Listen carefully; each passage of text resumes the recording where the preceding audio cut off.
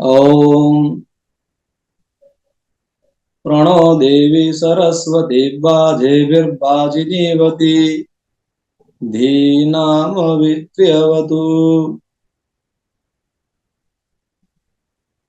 वागर्थाविव संपृक्तौ वागर्थ प्रतिपत्तये जगतः पितरौ वन्दे पार्वती परमेश्वरौ। मूर्खं करोति विद्वांसं नास्तिकं चास्तिकं मुदा यत्कार्यं तमहं वन्दे श्री कृष्ण शंकर शास्त्रिणम्।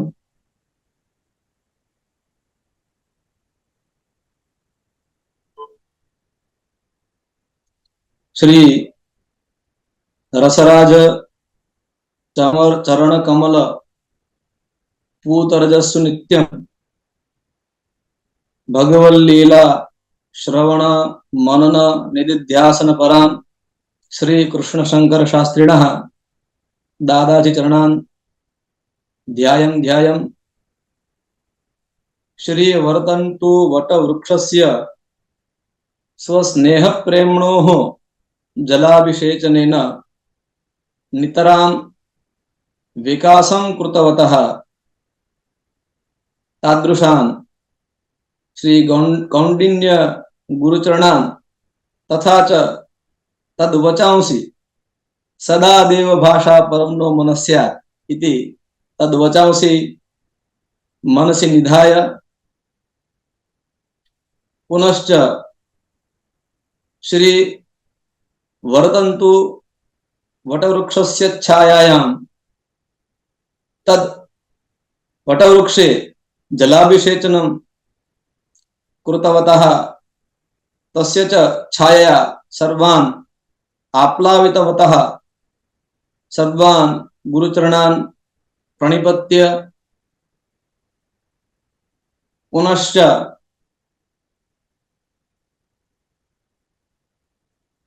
अस्माकं दीक्षा गुरुन् येषां च प्रकल्पेन अयं प्रकल्पः प्रकल्पितः वर्तते तादृशान् स्वनामधन्यान् नाना शास्त्रैक भास्करान् श्री नरेंद्र पंड्या गुरुचरणान् प्रणिपत्य पुराण प्रज्ञा पंकजं यत्र विकसितं तत्तादृशान् श्री सोमनाथ विश्वविद्यालयस्य पुराण संकायस्य पूर्व अध्यक्षान् अस्मद् सुहृद्वर्यान् ज्येष्ठबन्धून् पंकज भ्रातृवर्यान् प्रणिपत्य पुनश्च येषाम् अत्यंत परिश्रमेण सौजन्येन सौहार्देन पुराण प्रज्ञा प्रतिष्ठानम् इदं प्रचाल्यमानमस्ति येषां विना अस्य प्रकल्पस्य प्रकल्पना एव न संभवभवीति तत्तादृशान् श्री राजेश भाई गुरुवर्यान् मितवर्यान् प्रणिपत्य किंचिद गुर्जरीम् अनुसृत्य वक्तुं प्रयते। परमात्मानी अनंत अने असीम कृपा જ્યારે થાય ત્યારે આપણને સત્સંગનો અવસર પ્રાપ્ત થાય છે કારણ કે જીવનમાં વિવેકની અત્યંત આવશ્યકતા છે અને એ વિવેક ક્યારે મળે बिनु सत्संग विवेकु न होई राम कृपा बिनु सुलभ न सोई। परमात्मानी જ્યારે અનંત અને અસીમ કૃપા હોય ત્યારે જ આપણને સત્સંગનો અવસર પ્રાપ્ત થાય છે। આમ તો હમણાં 3 દિવસ પહેલા જ લગભગ પંકજભાઈ સાથે જ્યારે વાત થઈ રૂબરૂ મુલાકાત સોમનાથ વિશ્વવિદ્યાલયમાં પરીક્ષાની કામગીરી માટે ગયા હતા અને સહજ મુલાકાત કરીને એમાં એમણે આ અચાનક જ આ અષ્ટમ સ્કંદના પૂર્વાર્ધને આપ સૌની સમક્ષ રજૂ કરવાની આજ્ઞા કરી અને એ આજ્ઞાનો મેં સહર્ષ સ્વીકાર કર્યો. એટલે કારણ કે આપ સૌનું હું આબાલ્ય ઋણી છું અને આપ સૌમાંથી જીવનમાં ઘણી બધી બાબતો મેં શીખી પણ છે. તો એવા આપ સૌના સંગમાં આ સત્સંગનો આ એક અવસર ઘણા સમય પછી પ્રાપ્ત થયો અને જીવનમાં બે માર્ગ ઉપર ચાલવા માટે આપણને કઠોપનિષદ જે છે એ સૂચવે છે કે આપણી સામે બે જ રસ્તાઓ ઉપલબ્ધ છે. શ્રેયશ્ચ પ્રેયશ્ચ મનુષ્યમેતસ્તૌસમ પરિત્ય વિવિનક્તિ ધીરઃ શ્રેયો હિ ધીરોભિ પ્રેયસો ગૃણીતે પ્રેયો મંદો યોગક્ષેમા ગૃણીતે. આપણી સામે અનેક સુવિધાઓ ઉપલબ્ધ છે, અનેક માર્ગ ઉપલબ્ધ છે, પણ એ બધા જ માર્ગને જો આપણે વિભાજિત કરવા માંગીએ તો ફક્ત બે જ પ્રકારની વિધામાં આપણે એને વિભાજિત કરી શકીએ. એક છે શ્રેયનો માર્ગ અને બીજો છે પ્રેયનો માર્ગ. શ્રેયનો માર્ગ જે છે એ કલ્યાણ કરનારો છે, પણ એનો રસ્તો જે છે એ થોડો ખાડા ખરબચડા વાળો, કાંટાળો અને અનેક નતોન્નત ભૂમિ વાળો, એટલે થોડો અઘરો છે. પણ પ્રિયનો રસ્તો જે છે એ આપણી મનગમતી વસ્તુઓનો છે. અને પરમ પૂજ્ય શ્રી કૃષ્ણશંકર શાસ્ત્રીજી દાદાજી એવું કહેતા કે સાહિત્યના બે પ્રકાર. આ વાત મેં નરેન્દ્રભાઈ ગુરુદેવના શ્રીમુખે સાંભળી હતી કે ભાઈ આપણી પાસે બે પ્રકારનું સાહિત્ય છે. એક જે છે એ પાયસ સાહિત્ય છે અને બીજું જે છે એ વાયસ સાહિત્ય છે. સમયને પસાર કરવા માટે આ જમાનામાં આ સમયમાં અનેક વિકલ્પો આપણી સામે ઉપલબ્ધ છે જ. અને અત્યારે તો મોબાઈલ હાથમાં આવ્યો એટલે કરલો દુનિયા મુઠ્ઠી મેં. એટલે આપણી પાસે ટ્વિટર છે, વોટ્સએપ છે, ફેસબુક છે, અનેક વસ્તુઓ છે, યુટ્યુબ સહિત. તો મનને રંજન, પ્રસન્નતા આપવા માટેના ઘણા બધા સાધનો હોવા છતાંય આ પુરાણ પ્રજ્ઞા પ્રતિષ્ઠાન દ્વારા આ મનોમંથનનો જે આ સુંદર મજાનો અત્યંત રૂડો અને વિદ્વતજન ને આકૃષ્ટ કરનારો એવો આ મનોમંથનનો આ સુંદર મજાનો સુભગ સમન્વય આપણને પ્રાપ્ત થયો. તો મનોરંજન જે છે એ કદાચ આપણી માટે પ્રેય હોઈ શકે, પણ મનોમંથન જે થાય, અને આપણે હમણાં જોઈશું અષ્ટમ સ્કંદની અંદર સમુદ્ર મંથન થાય, તો એ મંથન કરીને મનોમંથન કરીને આપણને જે અમૃત પ્રાપ્ત થાય એ અમૃતના અત્યાર સુધીમાં 7 સ્કંદ સુધીના અમૃત મંથનનો આપણે સૌ આસ્વાદન કરી ચૂક્યા. અને આ અષ્ટમ સ્કંદ એમાં પણ પૂર્વાર્ધ જે છે એ મારા ભાગમાં અને મારા ભાગ્યમાં આવ્યો છે. એટલે એ બદલ હું આદરણીય શ્રી પંકજભાઈનો, શ્રી રાજેશભાઈનો અને ગુરુદેવનો જેટલો પણ આભાર માનવો એ ઓછો છે. પણ અષ્ટમ સ્કંદ જે છે એની અંદર આપણે પ્રવેશ કરીએ ત્યારે પુરાણ તિલક એવા શ્રીમદ ભાગવત ઉપર અનેક આચાર્યોએ અનેક ગણી ટીકાઓ લખીને અને આપણને શ્રીમદ ભાગવતના રસાસ્વાદનનો વિશેષ લાભ આપણને આપ્યો. પણ એમાં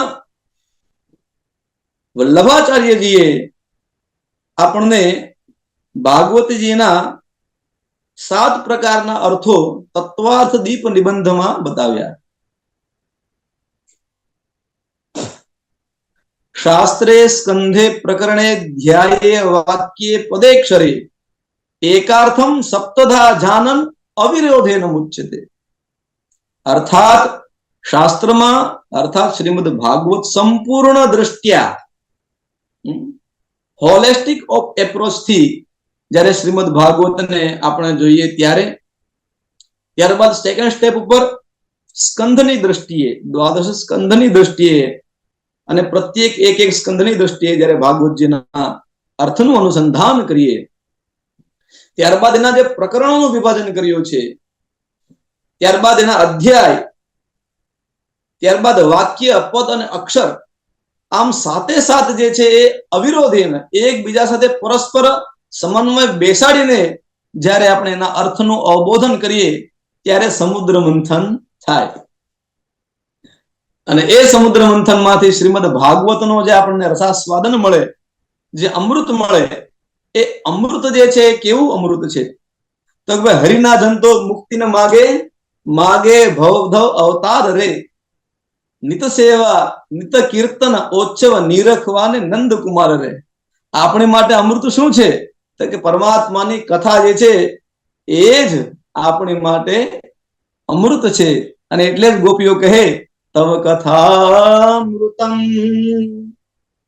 તપ્ત જીવનમ કવિભીરીડિતમ કલ્મષાપહમ શ્રવણ મંગલમ શ્રીમદાતતં ભુવિ ગૃણંતિ તે ભૂરિરાજના.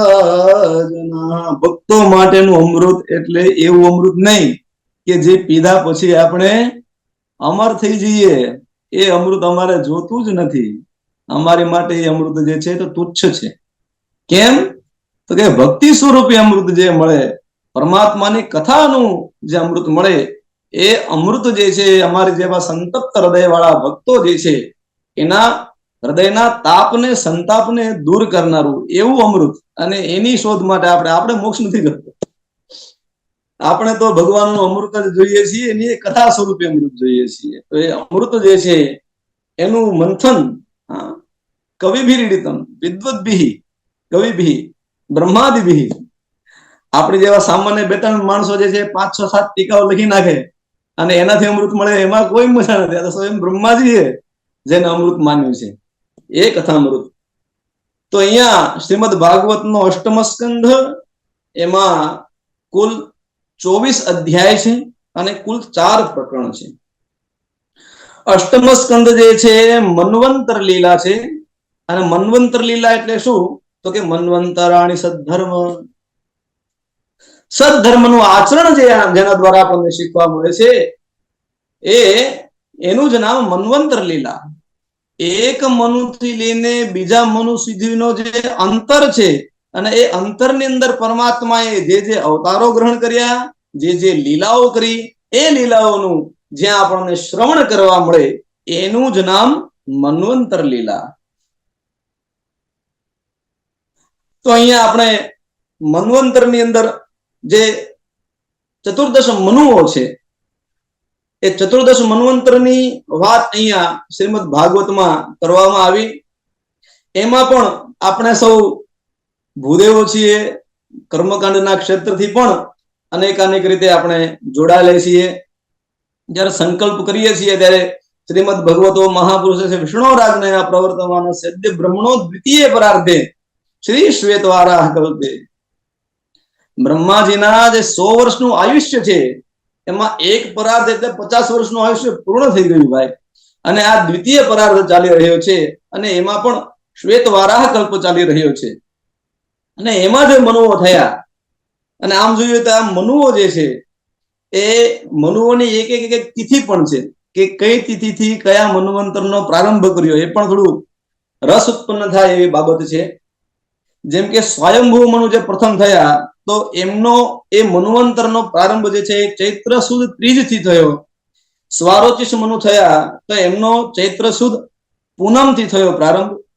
ઔત્તમ નામના જે ત્રીજા મનુ થયા એમનો કારતક સુદ પૂર્ણિમાથી આ મન્વંતરનો પ્રારંભ થયો.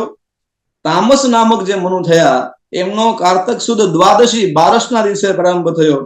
રૈવત નામક જે મનુ થયા એમનો પ્રારંભ જે છે એ અષાઢ મહિનાના શુક્લ પક્ષની 10મ થી પ્રારંભ થયો.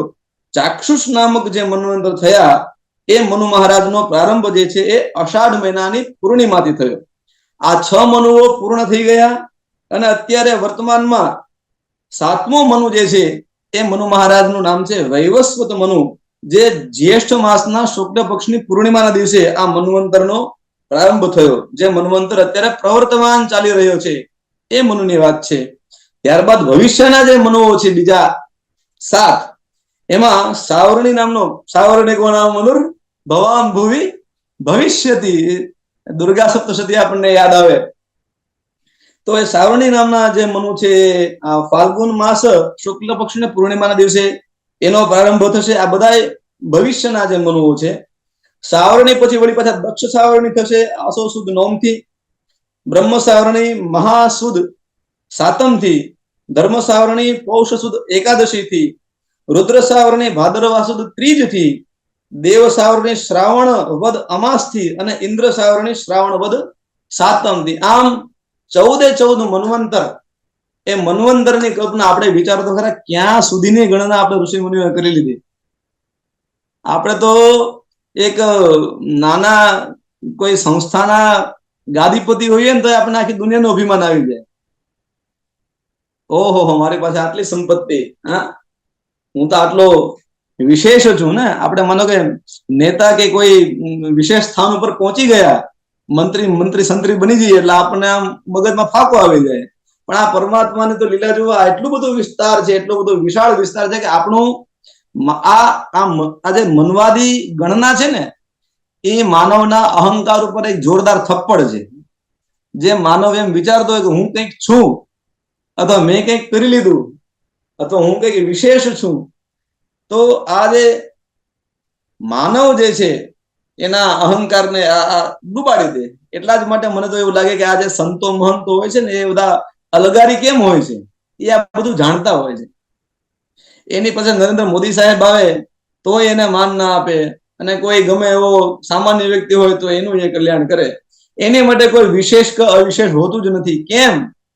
તો કે આ બધા ઋષિ મુનિઓ સંતો મહંત આ બધું જાણી ચુક્યા છે, અને જાણ્યા પછી જીવનમાં ઉતારી ચુક્યા છે. એટલા માટે એના મનમાં ગમે એવો મોટો માણસ આવી ગયો હોય તો એની માટે તો એ સામાન્ય જ વ્યક્તિ છે. એટલા માટે આપણને એમ થાય કે આ પરમાત્માની લીલા તો જુઓ, આટલું બધું વિસ્તારને આપણે ઋષિ મુનિઓનું આ વિજ્ઞાન છે. આપણને એમ થાય કે આટલી સરસ મજાની કાળ ગણના એ સમગ્ર વિશ્વના કોઈ પણ સાહિત્યમાં આપણને જોવા નથી મળતી. તો એવી આ મનુઓની કથા.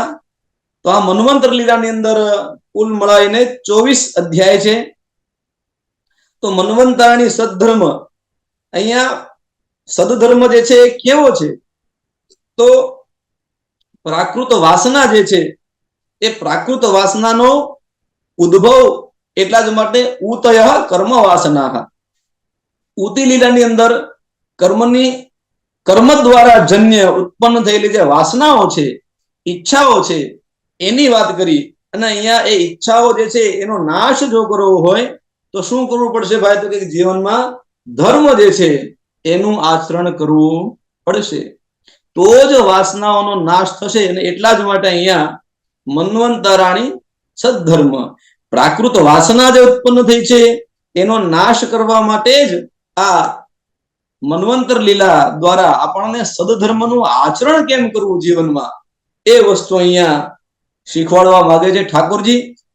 હવે આની અંદર આજે 24 અધ્યાય છે, એના વિભાજનને જો જોઈએ તો એમાં 4 પ્રકરણ છે. પ્રથમ પ્રકરણ જે છે આપત્તૌ હરિસ્મરણમ, જ્યારે આપત્તિ આવે ત્યારે પરમાત્માનું સ્મરણ કરવું, એની વાત કરતા ગજેન્દ્ર મોક્ષની કથા આવે. ત્યારબાદ સંપત્તૌ સર્વદાનમ, એ બીજું પ્રકરણ છે કે સંપત્તિ આવી એ સમયે આપણી પાસે જે પણ છે એનું દાન કરવું. ખીચામાં બધું મૂકી દેવું, મારું મારું કરે રાખવું તો ચાલશે નહીં. ઠાકોરજીને આપણે પસંદ આવીશું. ઠાકોરજી તો આપણે તો જ પ્રિય. આપણે સંપન્ન થયા તો વિપન્ન જે છે એની જ્યારે આપણે મદદ કરીએ અને એને દાન કરીએ ત્યારે જ ઠાકોરજીની પ્રસન્નતાને આપણે પ્રાપ્ત કરી શકીએ. આપણે સંપન્ન હોઈએ અને પાડોશીના છોકરાઓ બિચારા ભૂખ્યા મરતા હોય, એની સ્કૂલની ફી ન ભરાતી હોય, અને એ સમયે જો આપણે જેને ઉભા નહીં રહીએ તો ઠાકોરજીને આપણે ગમીશું નહીં. અને આપણે તો શું કરવાનું છે? એક જ કામ, ઠાકોરજીને પ્રસન્ન કરવાના પ્રયત્ન જ કરવાના છે. બરોબર ને? તો પ્રથમ પ્રકરણ જે છે એ આપતો હરિસ્મરણમ ગજેન્દ્ર મોક્ષ, દ્વિતીય પ્રકરણ જે છે એ સંપત્તો સર્વદાનમ એટલે કે સમુદ્ર મંથન, ત્રીજું પ્રકરણ જે છે એ સ્વોક્ત નિર્વાહ વિપત્તો સ્વોક્ત નિર્વાહ, વિપત્તિ આવી એ સમયે પણ પોતે જે વચન આપ્યું છે એ વચનનું પાલન કરવાનું જો આપણે શીખીએ તો ઠાકોરજીને આપણે પ્રિય થઈએ. તો એમાં વામન ચરિત્ર આવે છે. આપણને એ તો મારા સિલેબસમાં એ નથી, પણ છતાં એક ટૂંકી વાત કે વામન ચરિત્રમાં શું કરે છે તો કે ભાઈ બલિ મહારાજ જે છે યજ્ઞનો આરંભ કરે છે, એમાં ભગવાન નારાયણ જે છે વામનના સ્વરૂપે ત્યાં આવે છે અને એમની સંપત્તિ જે છે એ તો બે ડગલામાં લઈ લીધી. તો આપવાનું શું વધ્યું? વધ્યું જ નહીં કાંઈ. આપત્તિ તો આવી ગઈ, હવે કરવું શું? તો સર્વસ્વાત્મ સમર્પણે બલિરભુ, પોતાનું સર્વસ્વ જે છે ઠાકોરજીને અર્પિત કરી દીધું. એટલા માટે અહીંયા વિપત્તો સ્વોક્ત નિર્વાહ, પોતાનું જે વચન હતું એ વચન જબાન દી તો દી, વચન આપ્યું તો આપ્યું, કાંઈ ન વધ્યું તો પોતાનો દેહ જે છે એ પણ ઠાકોરજીને, કારણ કે એ જ એની પાસે વધ્યું હતું, બીજું કઈ એની પાસે વધ્યું જ નહોતું, તો એ પણ વિપત્તો સ્વોક્ત નિર્વાહ, વિપત્તિમાં પણ પોતાના વચનનું નિર્વહન કરવું, પોતાના વચનનું પરિપાલન કરવું. એટલા માટે વામન ચરિત્ર ને આ બધા જે છે અંતે સર્વાવસ્થાયામ પ્રપત્તિ, પરમાત્મા મત્સ્ય ચરિત્રની કથા દ્વારા જ્ઞાન જે છે આપણને આપવાના. તો અહીંયા સર્વપ્રથમ જે છે પ્રથમ પ્રકરણ એમાં 1 થી 4 અધ્યાય એ આપતો હરિસ્મરણમ, દ્વિતીય પ્રકરણમાં 5 થી 14 અધ્યાય, એટલે એ ટોટલ 10 અધ્યાય થયા દ્વિતીય પ્રકરણના, જેમાં સંપત્તો સર્વદાનમ.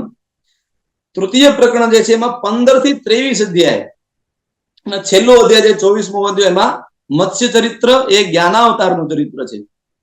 તો અહીંયા પ્રથમ પ્રકરણ જે છે એ પ્રથમ પ્રકરણમાં 4 અધ્યાય એટલે શું તો કે ધર્મ, અર્થ, કામ અને મોક્ષ.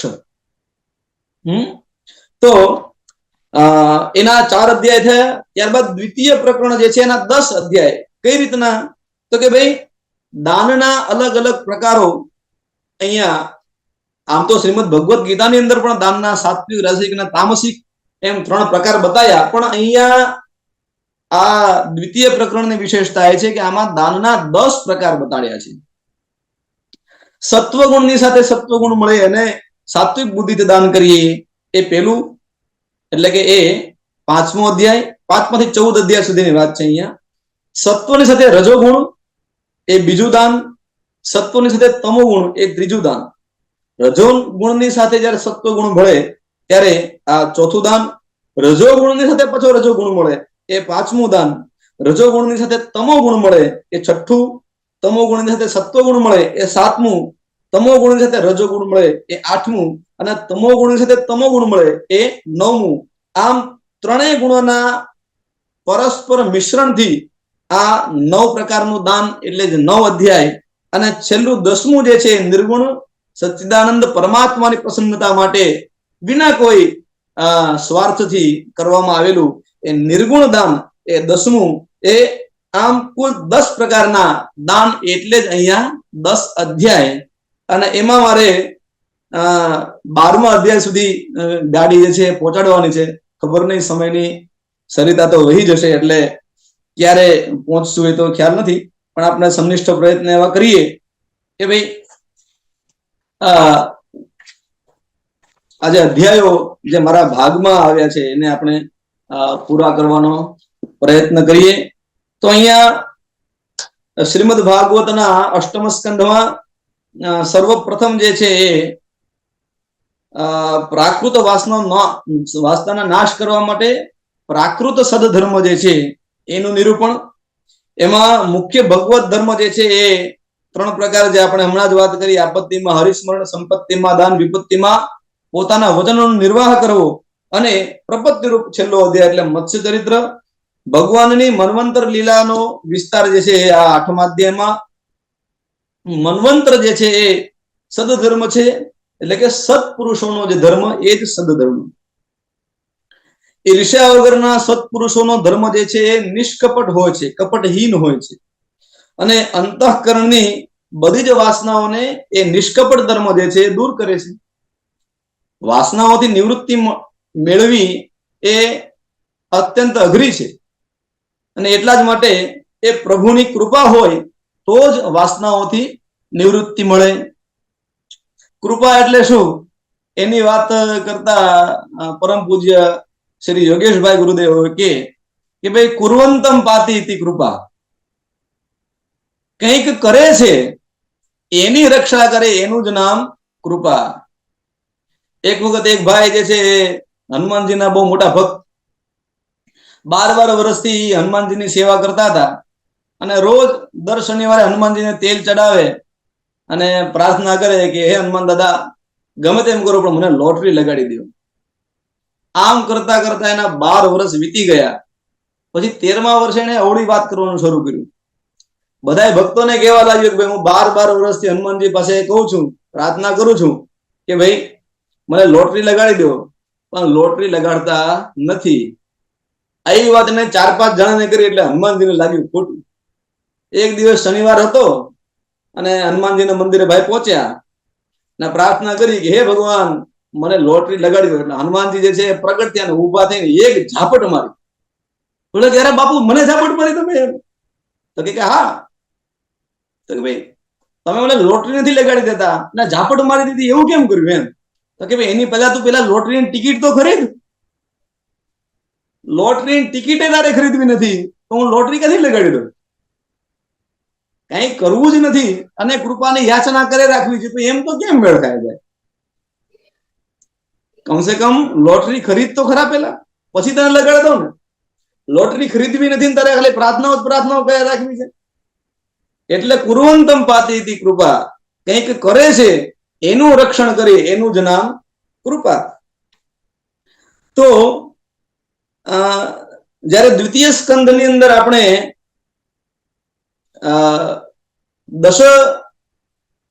દશ ગુણ જે છે, 10 લક્ષણ જે છે એની વાત કરીએ તો અત્ર સર્ગો વિસર્ગશ્ચ સ્થાનમ પોષણ મૂતય મન્વંતરેશાનુકુથા નિરોધો મુક્તિરાશ્રય. અહીંયા દ્વિતીય સ્કંદની અંદર પેલા ઉતિ લીલા આવે અને પછી મન્વંતર લીલા આવે. તો અહીંયા મન્વંતર લીલા જે છે એ કર્મથી ઉત્પન્ન થયેલી પ્રાકૃત વાસનાઓના સદ્ધર્મથી, એટલે ઉતિ જે છે એ કર્મની વાસનાઓ અને એનો નાશ કરવા માટે મન્વંતર જે છે એ સદ્ધર્મનું નિરૂપણ અહીંયા કરવામાં આવ્યું. તો અહીંયા જ્યારે ગણના કરવા જઈએ તો ઉતિ લીલા પછી મન્વંતર લીલા છે, પણ જ્યારે લક્ષણનો ક્રમ આપણે જોઈએ જેમાં ભૂત માત્રેન્દ્રિય ધ્યાન જન્મ કર્મ ઉદાહૃત ત્યાંથી શરૂઆત કરીએ એટલે એની અંદર મન્વંતરાણી સદ્ધર્મ ઉતય કર્મવાસના એવું વિપરીત ક્રમ આપણને જોવા મળે છે. મન્વંતરાણી સદ્ધર્મ ઉતય કર્મવાસના. તો આવી વાત કરી તો કર્મથી ઉત્પન્ન થયેલી પ્રાકૃત વાસનાઓનો સદ્ધર્મથી નાશ પામે છે એ વાત રજૂ કરવા માટે તેમણે અહીંયા જ્યારે લક્ષણોનું અન્વયન કર્યું ત્યારે આ પ્રકારે એમણે ક્રમમાં વ્યુત્ક્રમ ઉત્પન્ન કર્યો. તો એમાં એવો સંકેત છે કે ભાઈ જ્યારે સદ્ધર્મથી વાસનાનો નાશ થશે ત્યારે ભક્તિ જે છે થઈ શકશે. અને એટલા જ માટે ઈશાનું કથા એટલે શું? તો કે ઈશસ્ય અનુ એટલે કે પરમાત્માની પાછળ પાછળ જે જઈ રહેલા ભક્તો છે એની કથા. અને ભગવાનની કરતા ભક્તોનો મહિમા વધારે છે, અને ભક્તના મહિમાથી જ આપણને ભક્તિનું આસ્વાદન વધારે થાય અને ભક્તિ જે છે જાગૃત થાય. એટલા માટે 9મા સ્કંદનું નામ છે ઈશાનું કથા લીલા. તો સદ્ધર્મથી વાસનાનો નાશ થાય ત્યારે ભગવાનની ભક્તિ જે છે એમાં વૃદ્ધિ થાય. એટલા માટે આ ક્રમ જે છે એ થોડો ત્યાં બદલાવ્યો છે. તો ત્યારબાદ તો મીમાંસાની અંદર એવું કીધું કે ભાઈ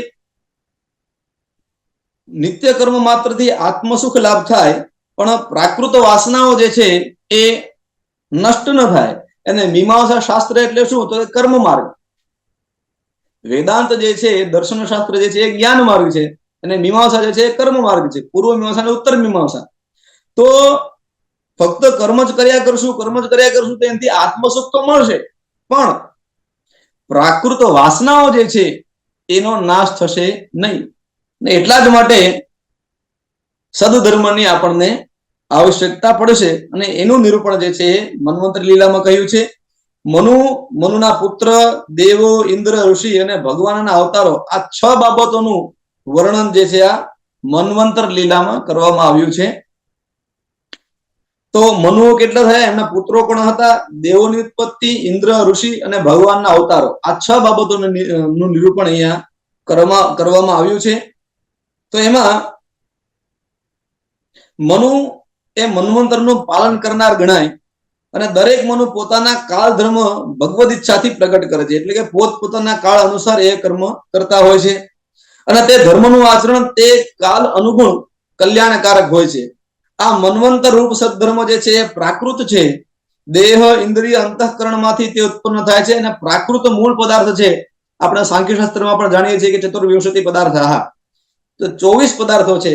પ્રાકૃત વાસના પણ 24 પ્રકારની થાય, અને પ્રાકૃત વાસના એટલે કે ઈચ્છા 24 પ્રકારની છે, અને એનો નાશ કરવા માટે અહીંયા 24 અધ્યાયમાં સદધર્મનું નિરૂપણ કરવામાં આવ્યું છે, એટલા માટે 24 અધ્યાય છે.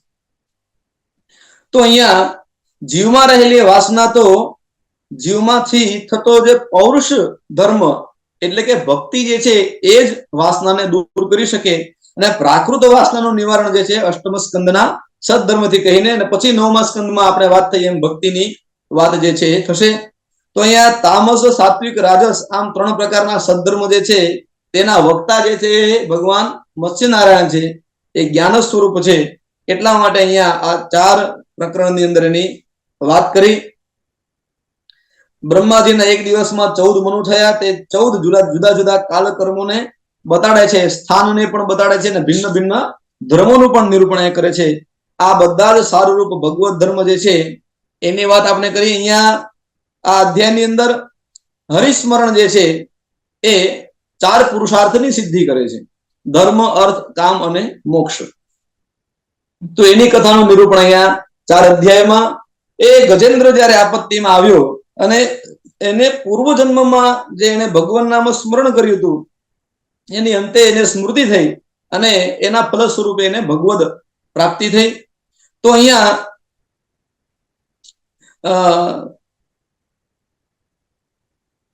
પરમાત્મા શરણાગત જે છે એના પ્રત્યે વાત્સલ્યને રાખે છે. તો અહીંયા ગજેન્દ્રનો ઉદ્ધાર કરીને પરમાત્મા એને પાર્ષદ બનાવ્યો. 4 અધ્યાયમાં એની કથા કરી. પછી 10 અધ્યાયની અંદર સંપત્તિ જે છે એના દાનની વાત અહીંયા આવી, અને ભગવાન સત્યવ્રત જે છે એની રક્ષા કરતા ધર્મવક્તા મત્સ્યનારાયણનું ચરિત્ર જે છે છેલ્લા અધ્યાયમાં. હવે અહીંયા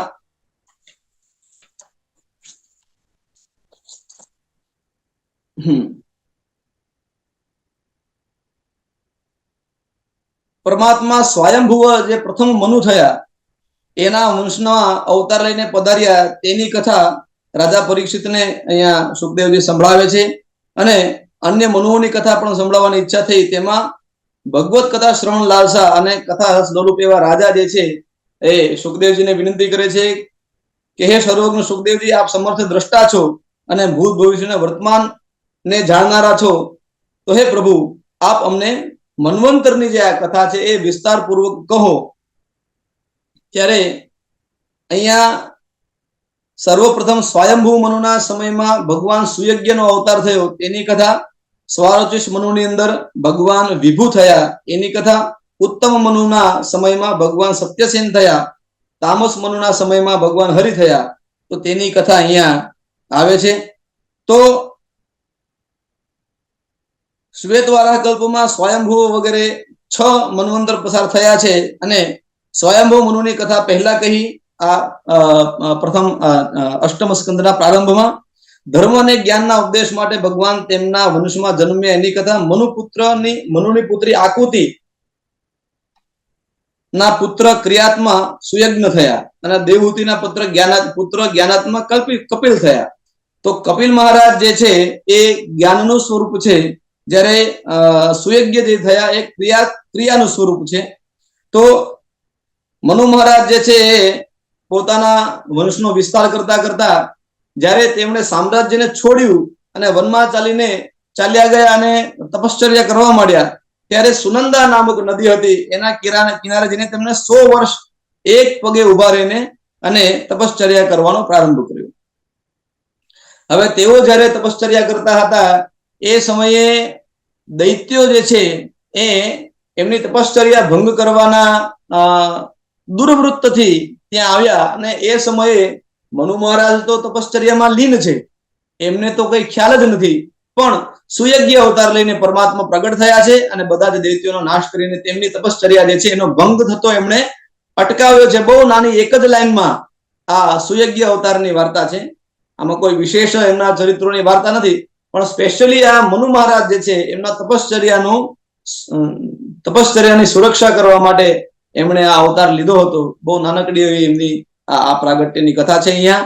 અને ત્યારે મનુ મહારાજ જે છે તપશ્ચર્યા કરતા હતા, તપશ્ચર્યા કરતા કરતા પરમાત્માની પ્રાર્થના અને સ્તુતિ કરી. શું સ્તુતિ કરી? તો યેન ચેતયતે વિશ્વમ વિશ્વમ ચેતયતે ન યમ યો જાગૃતિ શયાનેસ્મિન નાયમ તમ વેદ વેદ સહ.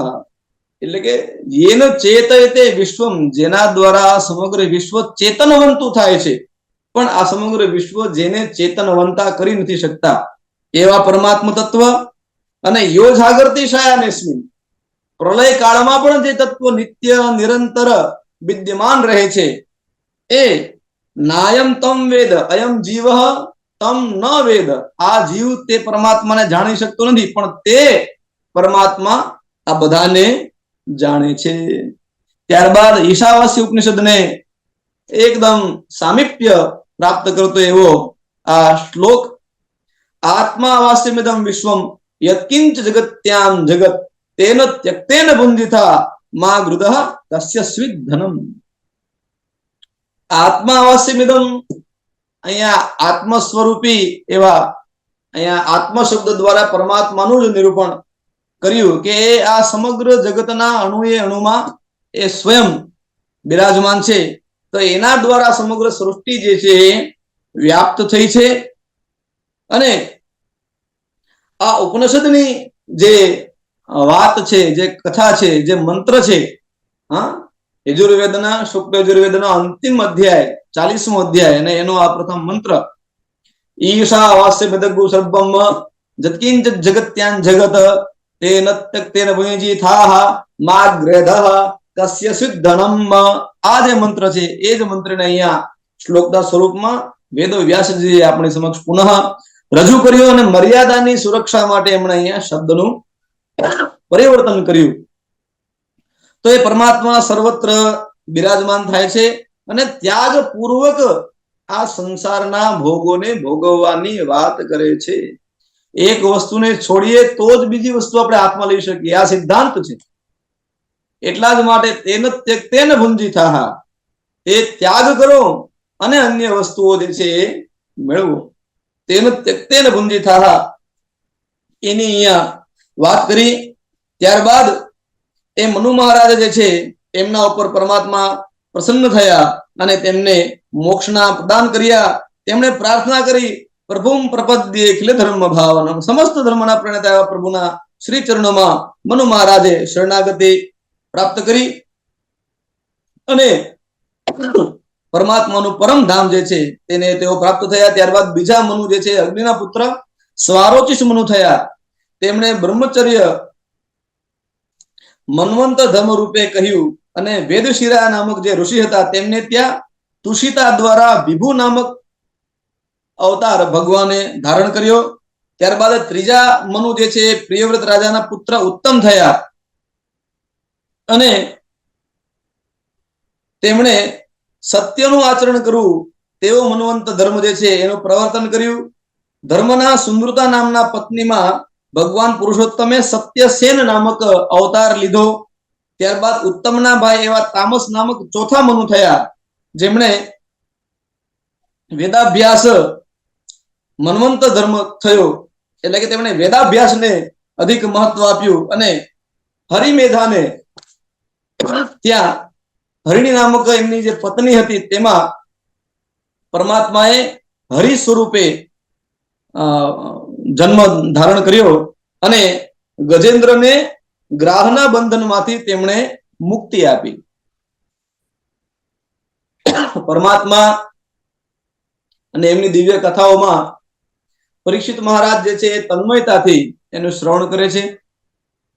અહીંયા પરીક્ષિત મહારાજે આ કથા જે ગજેન્દ્ર મોક્ષની કથા છે તેનો વિસ્તાર કરવા માટે સુખદેવજીને પ્રાર્થના કરી અને ત્યારે સુખદેવજીએ કહ્યું, આસિત ગિરિવરો ત્રિકુટિ વિશ્રુતઃ ક્ષીરોદયનાવૃત શ્રીમાન યોજનાયુતમ ઉચ્છ્રિતમ.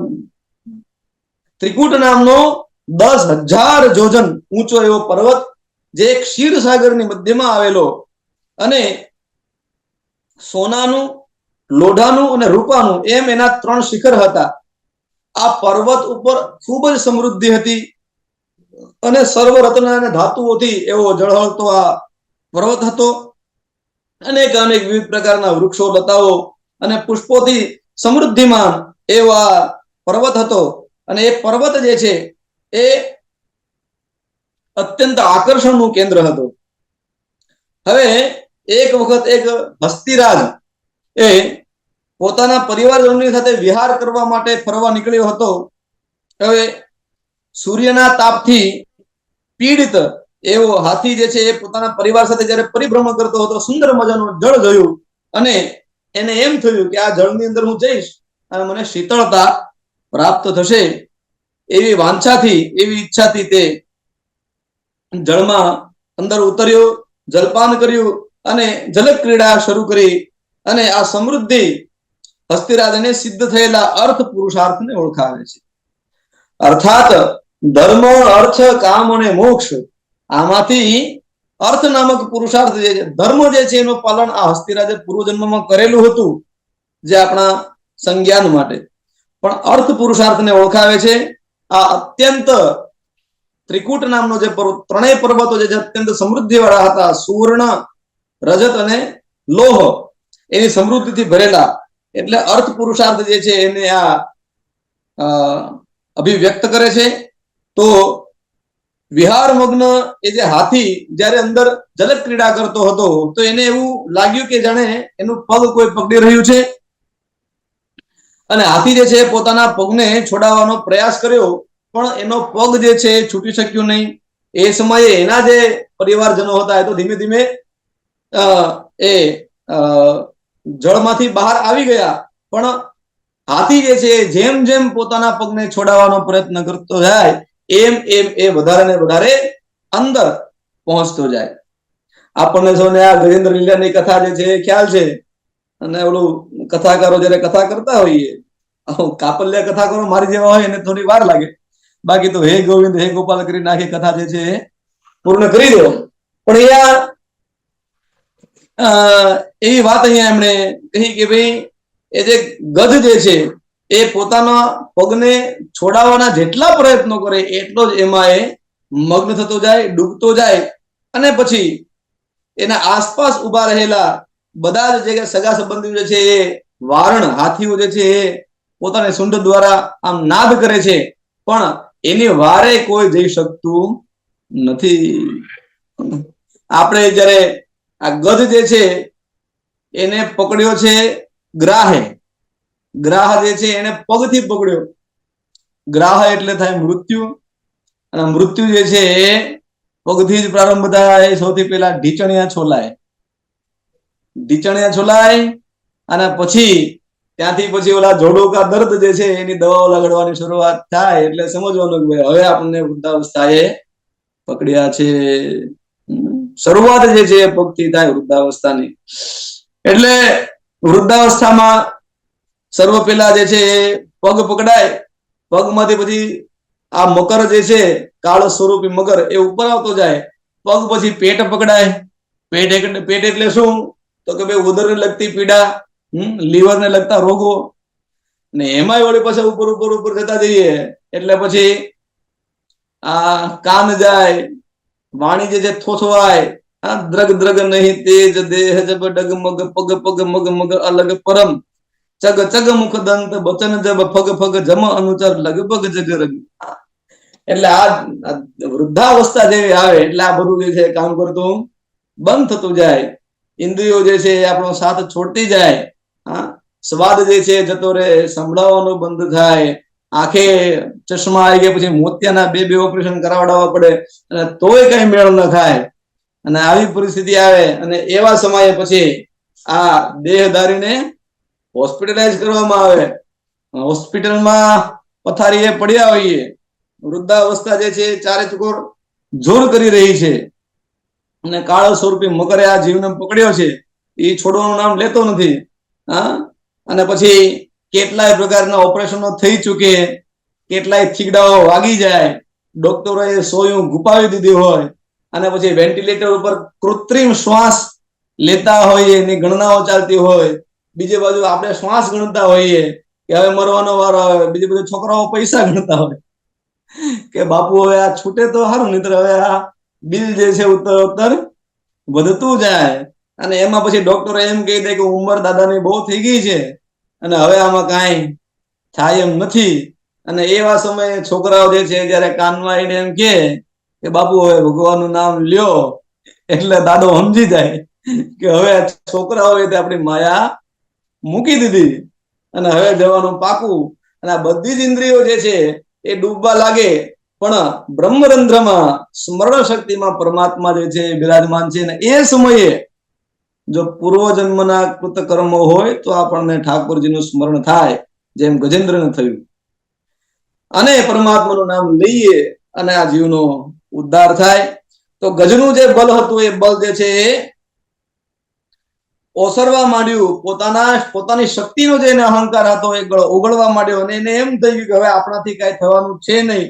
અને પૂર્વ સંસ્કારના બળે એને ભગવાનનું સ્મરણ કર્યું અને ત્યારબાદ તૃતીય અધ્યાયની અંદર ભગવાનની આર્ત ભક્તની ભૂમિકા નિભાવતા ગજેન્દ્ર જે છે એ ભગવાનની સ્તુતિ કરે છે.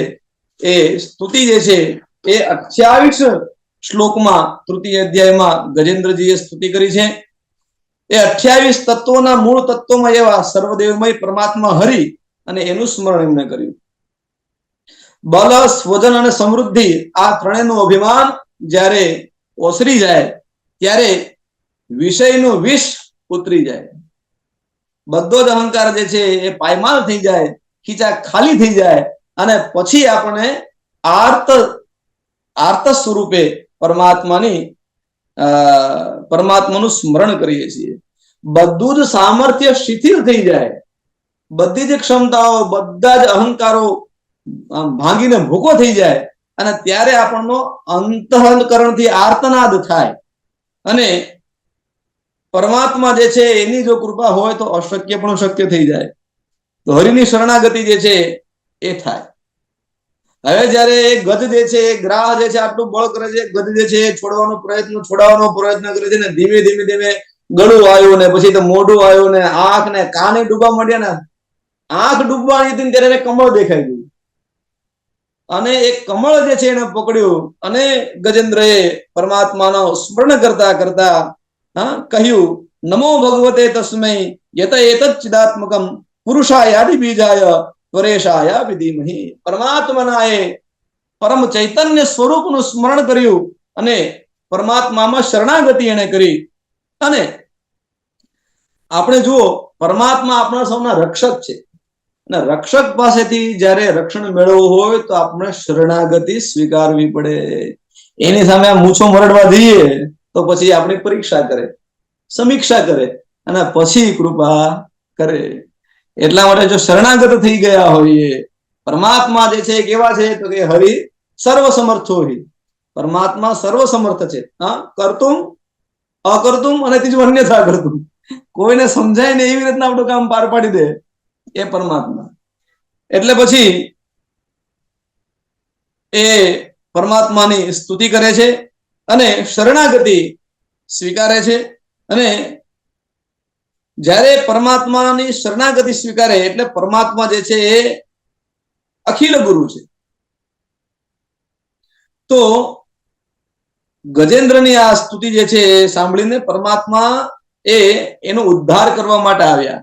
હવે એનું ખૂબ સુંદર મજાનું વર્ણન અહીંયા કર્યું કે પરમાત્મા ઉદ્ધાર કરવા આવ્યા ત્યારે કેવા આવ્યા, તો કે હ નું ઉચ્ચારણ કરીને રી બોલે ત્યાં સુધીમાં તો ઉપસ્થિત થઈ ગયા, અને ઉપસ્થિત થઈ ગયા ગરુડ ઉપર બિરાજમાન છે. આ પરમાત્માનો હરિ અવતાર છે અને ગરુડ ઉપર બિરાજમાન હતા અને આને જોયો અને એમ લાગ્યું કે હવે આનાથી નહીં રહેવાય. પરમાત્માએ ગરુડ ઉપરથી કૂદકો માર્યો એવું લખેલું છે આમાં સ્પષ્ટ, કે હરિ જે છે જટ ગરુડેથી ઉતર્યા, કૂદકો માર્યો અને કૃપાથી ગ્રાહ સાથે જળમાંથી બહાર ખેંચી કાઢ્યો અને પરમાત્માએ ચક્ર છોડ્યું અને એ ચક્ર દ્વારા ગ્રાહનું મસ્તક છેદન કર્યું અને ગજેન્દ્ર જે છે એને મુક્ત કર્યો.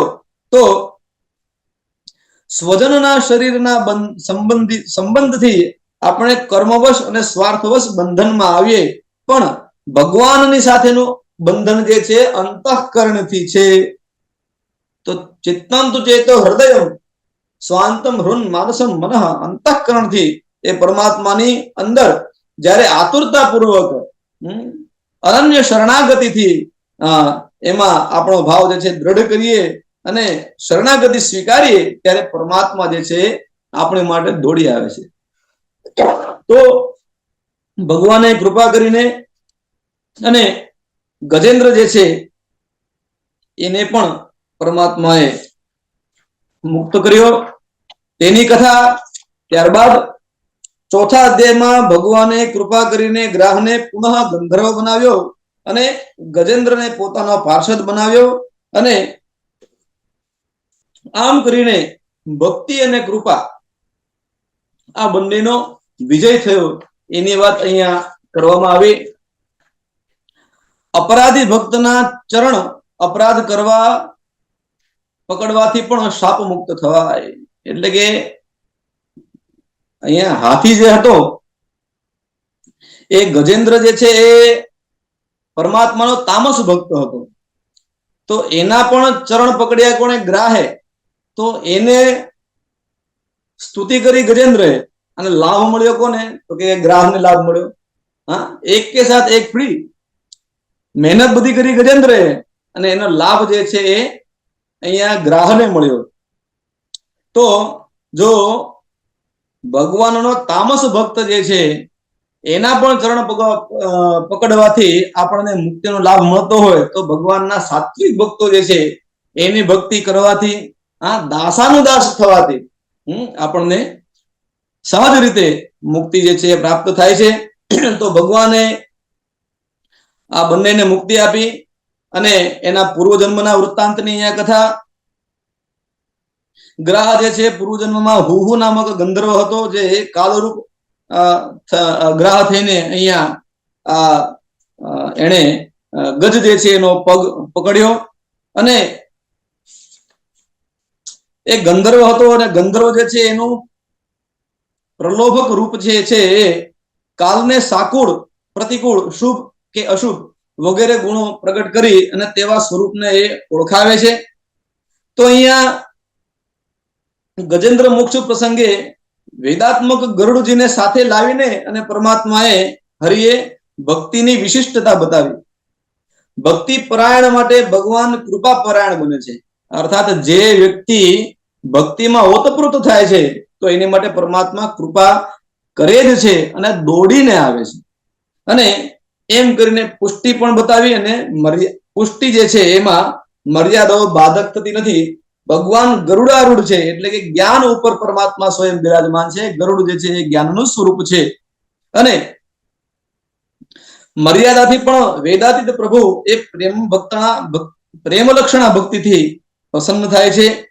એમ આ કથા જે છે 4 અધ્યાયમાં નિરૂપિત કરવામાં આવી. તો એના દ્વારા આ કથાના શ્રવણથી શું લાભ? તો આ કથાના શ્રવણથી અને કીર્તનથી દુઃસ્વપ્ન જે છે એનો નાશ થાય છે અને કલિ સ્વરૂપ કાલના જે પણ દોષો છે એ સમગ્ર દોષો એ નષ્ટ થાય છે. એમ કરીને અને અહીંયા ગજેન્દ્ર મોક્ષની કથા પૂર્ણ થાય છે. 5મા અધ્યાયથી લઈને 14મા અધ્યાય સુધી જે દાન પ્રકરણ છે એ દ્વિતીય પ્રકરણ એની વાત કે ભાઈ સંપત્તો સર્વસ્વ દાનમ. સંપત્તિ આવી એટલે એમાં છકીને જવું, પણ આપણી પાસે છે તો અન્ય જે છે એની પણ સહાયતા કરવી. એટલે દાનદાતા મહાવિભૂતિ ભગવાનની દેવોએ અમૃત સ્વરૂપે અભયદાન અને કાલાનુકૂળતા માટે કરેલી જે સ્તુતિ હતી એનું અહીંયા વર્ણન, અર્થાત આપત્તિમાં ઉદ્ધાર એટલે ગજેન્દ્ર મોક્ષની કથા અને સંપત્તિમાં સર્વસ્વ દાન અને એની દિવ્યતાનો અનુભવ કરાવવા માટે આ 10 અધ્યાયની અંદર દાનનો મહિમા. તો અહીંયા સમય કેટલો વીતી ગયો. તો અહીંયા સંપત્તિમાં દાનની દિવ્યતાનો અનુભવ આપે. તો આસુર ભાવને આવતો અટકાવવો હોય આપણી અંદર આ જીવમાં, આસુરી તત્વો જે છે ચારેકોર ફરે છે, કામ, ક્રોધ, લોભ, મોહ, મદ, મત્સર, ઈર્ષ્યા, દ્વેષ વગેરે. તો આ બધા આસુરી તત્વો જે છે આપણી ઉપર વારંવાર ક્યાંકથી ને ક્યાંકથી પ્રહાર કરતા જ રહે છે. તો એમાંથી જો મુક્તિ મેળવવી હોય તો શું કરવું પડે? તો કે ભાઈ દાન, જ્ઞાન, ધ્યાન, સ્નાન અને કથા રસપાન, આ 5 વસ્તુઓ જે છે મોહ અને મલિનતાને દૂર કરે છે. હવે અહીંયા દાન એટલે શું? તો કે અમે તો ભાઈ વ્યાકરણના વિદ્યાર્થી રહ્યા એટલે થોડું વ્યાકરણ ક્યાંક ને ક્યાંક થોડુંક અંદર આવી જ જાય. તો વૈયાકરણ ભૂષણ સારની અંદર કૌંડ ભટ્ટે દાન જે છે એની સુંદર મજાની વ્યાખ્યા આપતા કહ્યું કે ભાઈ સુબર્થ નિર્ણય પ્રકરણમાં કે ભાઈ અપુનર્ગ્રહણાય સ્વસ્વત્વ નિવૃત્તિ પૂર્વકમ પરસ્વત્વ ઉત્પાદનમ દાનમ. એટલે કે અપુનર્ગ્રહણાય પાછું ન લેવાની વૃત્તિથી સ્વસ્વત્વ નિવૃત્તિ પૂર્વકમ પોતાના અધિકારના ભાવની નિવૃત્તિ પૂર્વક પરસ્વત્વ ઉપાદાનમ બીજાના અધિકારને માન્ય રાખીને અને જે આપવામાં આવે એનું જ નામ દાન. પોતાના અધિકારનો ત્યાગ કરીને અને અન્યના અધિકારને માનવો એનું જ નામ દાન. આપ્યા પછી પુનઃ અપુનર્ગ્રહણાય એને પાછું લઈ શકાય નહીં, એનું જ નામ દાન. આપણે આગળ જોયું કે ભાઈ દાન જે છે એમાં સત્વ રજ એમ એના 9 પ્રકાર અને 10માં જે છે નિર્ગુણ પરમાત્મા, એમ ટોટલ 10 અધ્યાયની અંદર દાન પ્રકરણની મહિમા. દાન એ માનવને મળેલો તપસ્સંદેશ છે, તપશ્ચર્યાનો સંદેશ છે. દાન આપવામાં ક્યારેક આપણી કઠિન પરીક્ષાઓ પણ થાય છે અને એમાં હરિશ્ચંદ્ર વગેરેના ચરિત્રો આપણે જાણીએ છીએ. બલિ મહારાજનું ચરિત્ર પણ આપણે અતિદાનાત બલિર્બદ્ધઃ યોગેશભાઈ ગુરુજીએ ભણાવ્યું હતું 8મા ધોરણમાં અમે નવા આવ્યા ત્યારે કે અત્યંત દાન કરવાથી બલિ મહારાજ પણ બંધાયો. તો દાન કરવામાં પણ ઘણી બધી સમસ્યા ઉત્પન્ન થતી હોય છે, બરોબર.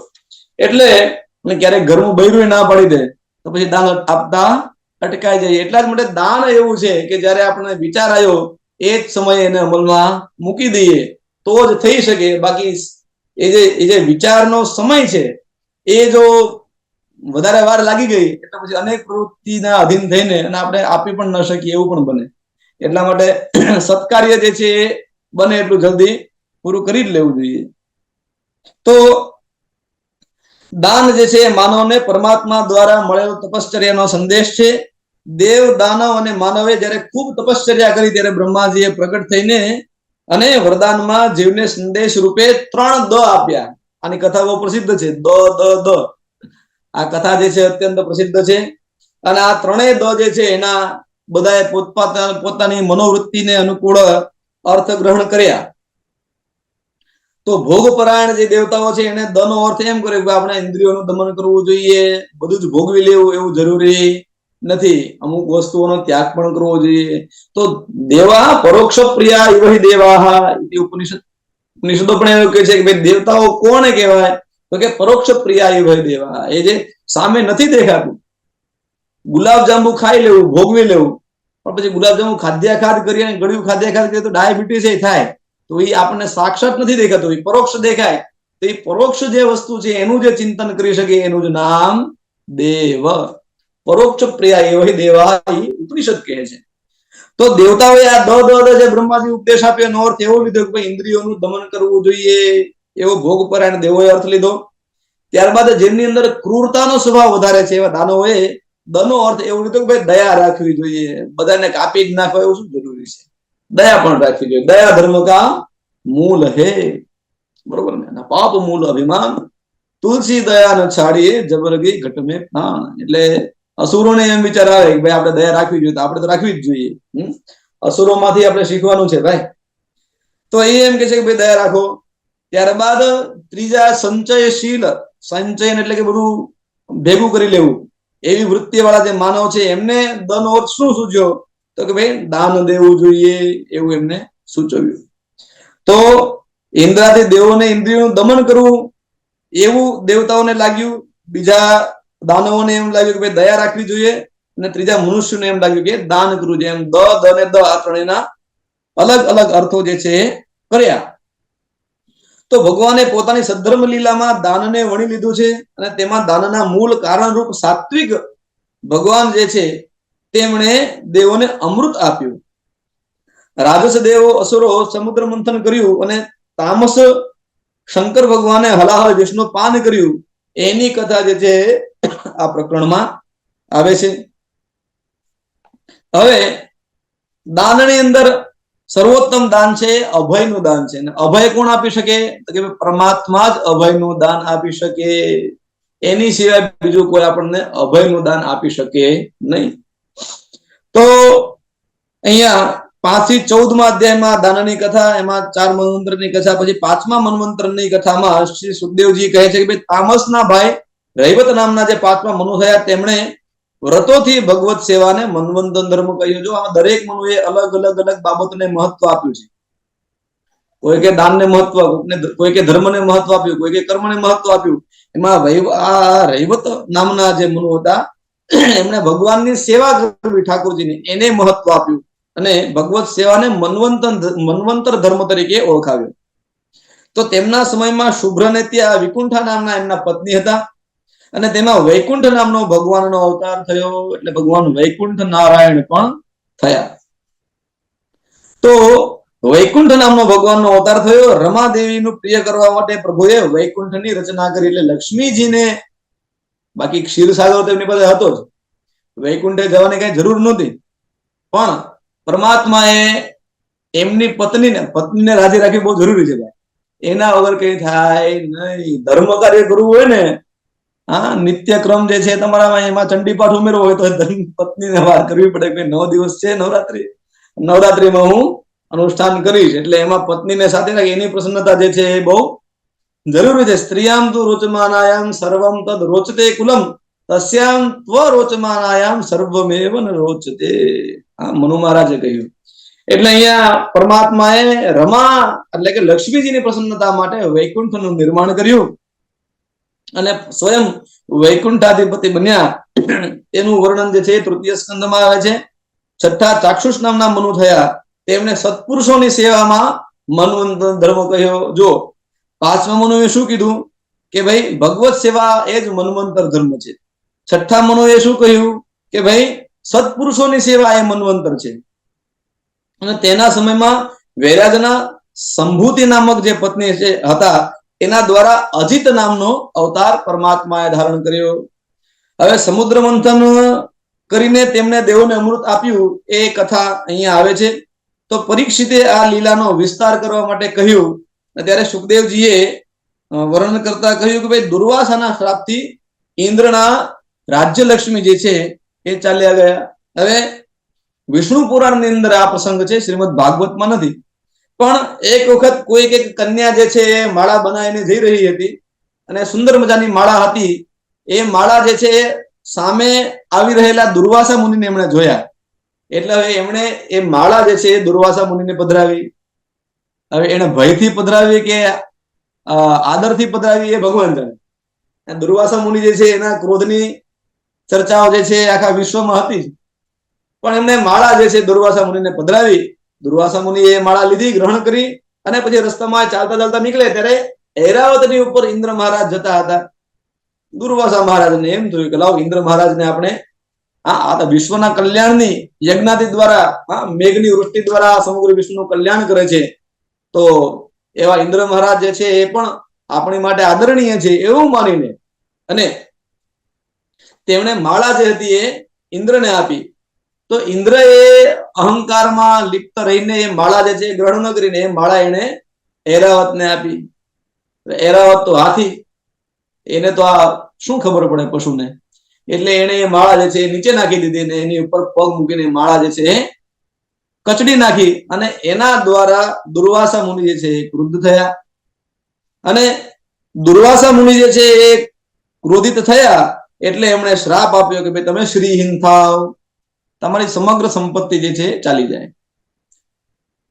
અને એના પરિપક્વ ફળ સ્વરૂપ ઇન્દ્ર જે છે એના ઇન્દ્રાસન ઉપર બલિ મહારાજના નેતૃત્વમાં અસુરોએ ચડાઈ કરીને ઇન્દ્ર જે છે એને હેઠા ઉતારી દીધા અને પોતે સ્વર્ગના ઇન્દ્રાસન ઉપર બિરાજમાન થયા.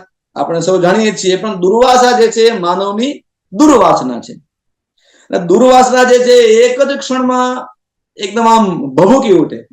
દુર્વાસના કેવી હોય, એક ક્ષણમાં. ઘણી વખત અમુક માણસોનો સ્વભાવ એવો હોય કે કંઈક નાનું અમથું જો આડું અવડું બોલે ને, આપણા ઘરમાં ઘણા વડીલો એવા હોય, આપણા ઘરમાં લગ્ન પ્રસંગ હોય ને વડીલ આયા હોય અને એના પૂછ્યા વગર જો આપણે ડાળે બનાવી લીધી હોય, ડાળ ચખાડવાની રહી ગઈ હોય તો એને રિસાઈ જાય. તો દુર્વાસના જે છે એ અત્યંત ઓછા સમયમાં પણ ભભૂકી ઉઠે. નાની એમથી વાતમાં ક્ષણે તુષ્ટા ક્ષણે રૂષ્ટા, રૂષ્ટા તુષ્ટા ક્ષણે ક્ષણે અવ્યવસ્થિત ચિત્તાનામ પ્રસાદોપી ભયંકર. જેનું મગજ ઠેકાણે ન રહેતું હોય એ વ્યક્તિ કદાચ એકાદ વખત આપણા પર પ્રસન્ન થઈ જાય તો એનાથી આપણે બહુ આકાશમાં ઉડવા માંડવાનું નહીં. કારણ કે નક્કી ના હોય ક્યારે આપણે ભૂકા કાઢશે. એટલે બહુ છલકાય અવ્યવસ્થિત ચિત્ત જે છે તો આ દુર્વાસા જે છે એ દુર્વાસના સ્વરૂપ છે. અને દુર્વાસનાથી વિલાસ અને વિનાશ આ બંને આવે. એટલા માટે દુર્વાસના જે છે એની ઉપર કાબુ રાખવો એ અત્યંત આવશ્યક છે. તો પછી આ બધા જે દેવતાઓ જે છે ગયા બ્રહ્માજી પાસે. બ્રહ્માજીની પાસે ગયા, સાથે ભગવાન શંકરને પણ લઈ ગયા. બ્રહ્માજીને પ્રાર્થના કરી. બ્રહ્માજીને એમ થયું કે હવે મારે આ લોકોનું કંઈક કલ્યાણ કરવું જ પડશે અને એટલા માટે એમણે ધ્યાન કર્યું. હવે બ્રહ્માજી જે છે એ ધ્યાન ધરે અને પછી એમણે પરમાત્માનું સ્મરણ કર્યું. અહમ ભવો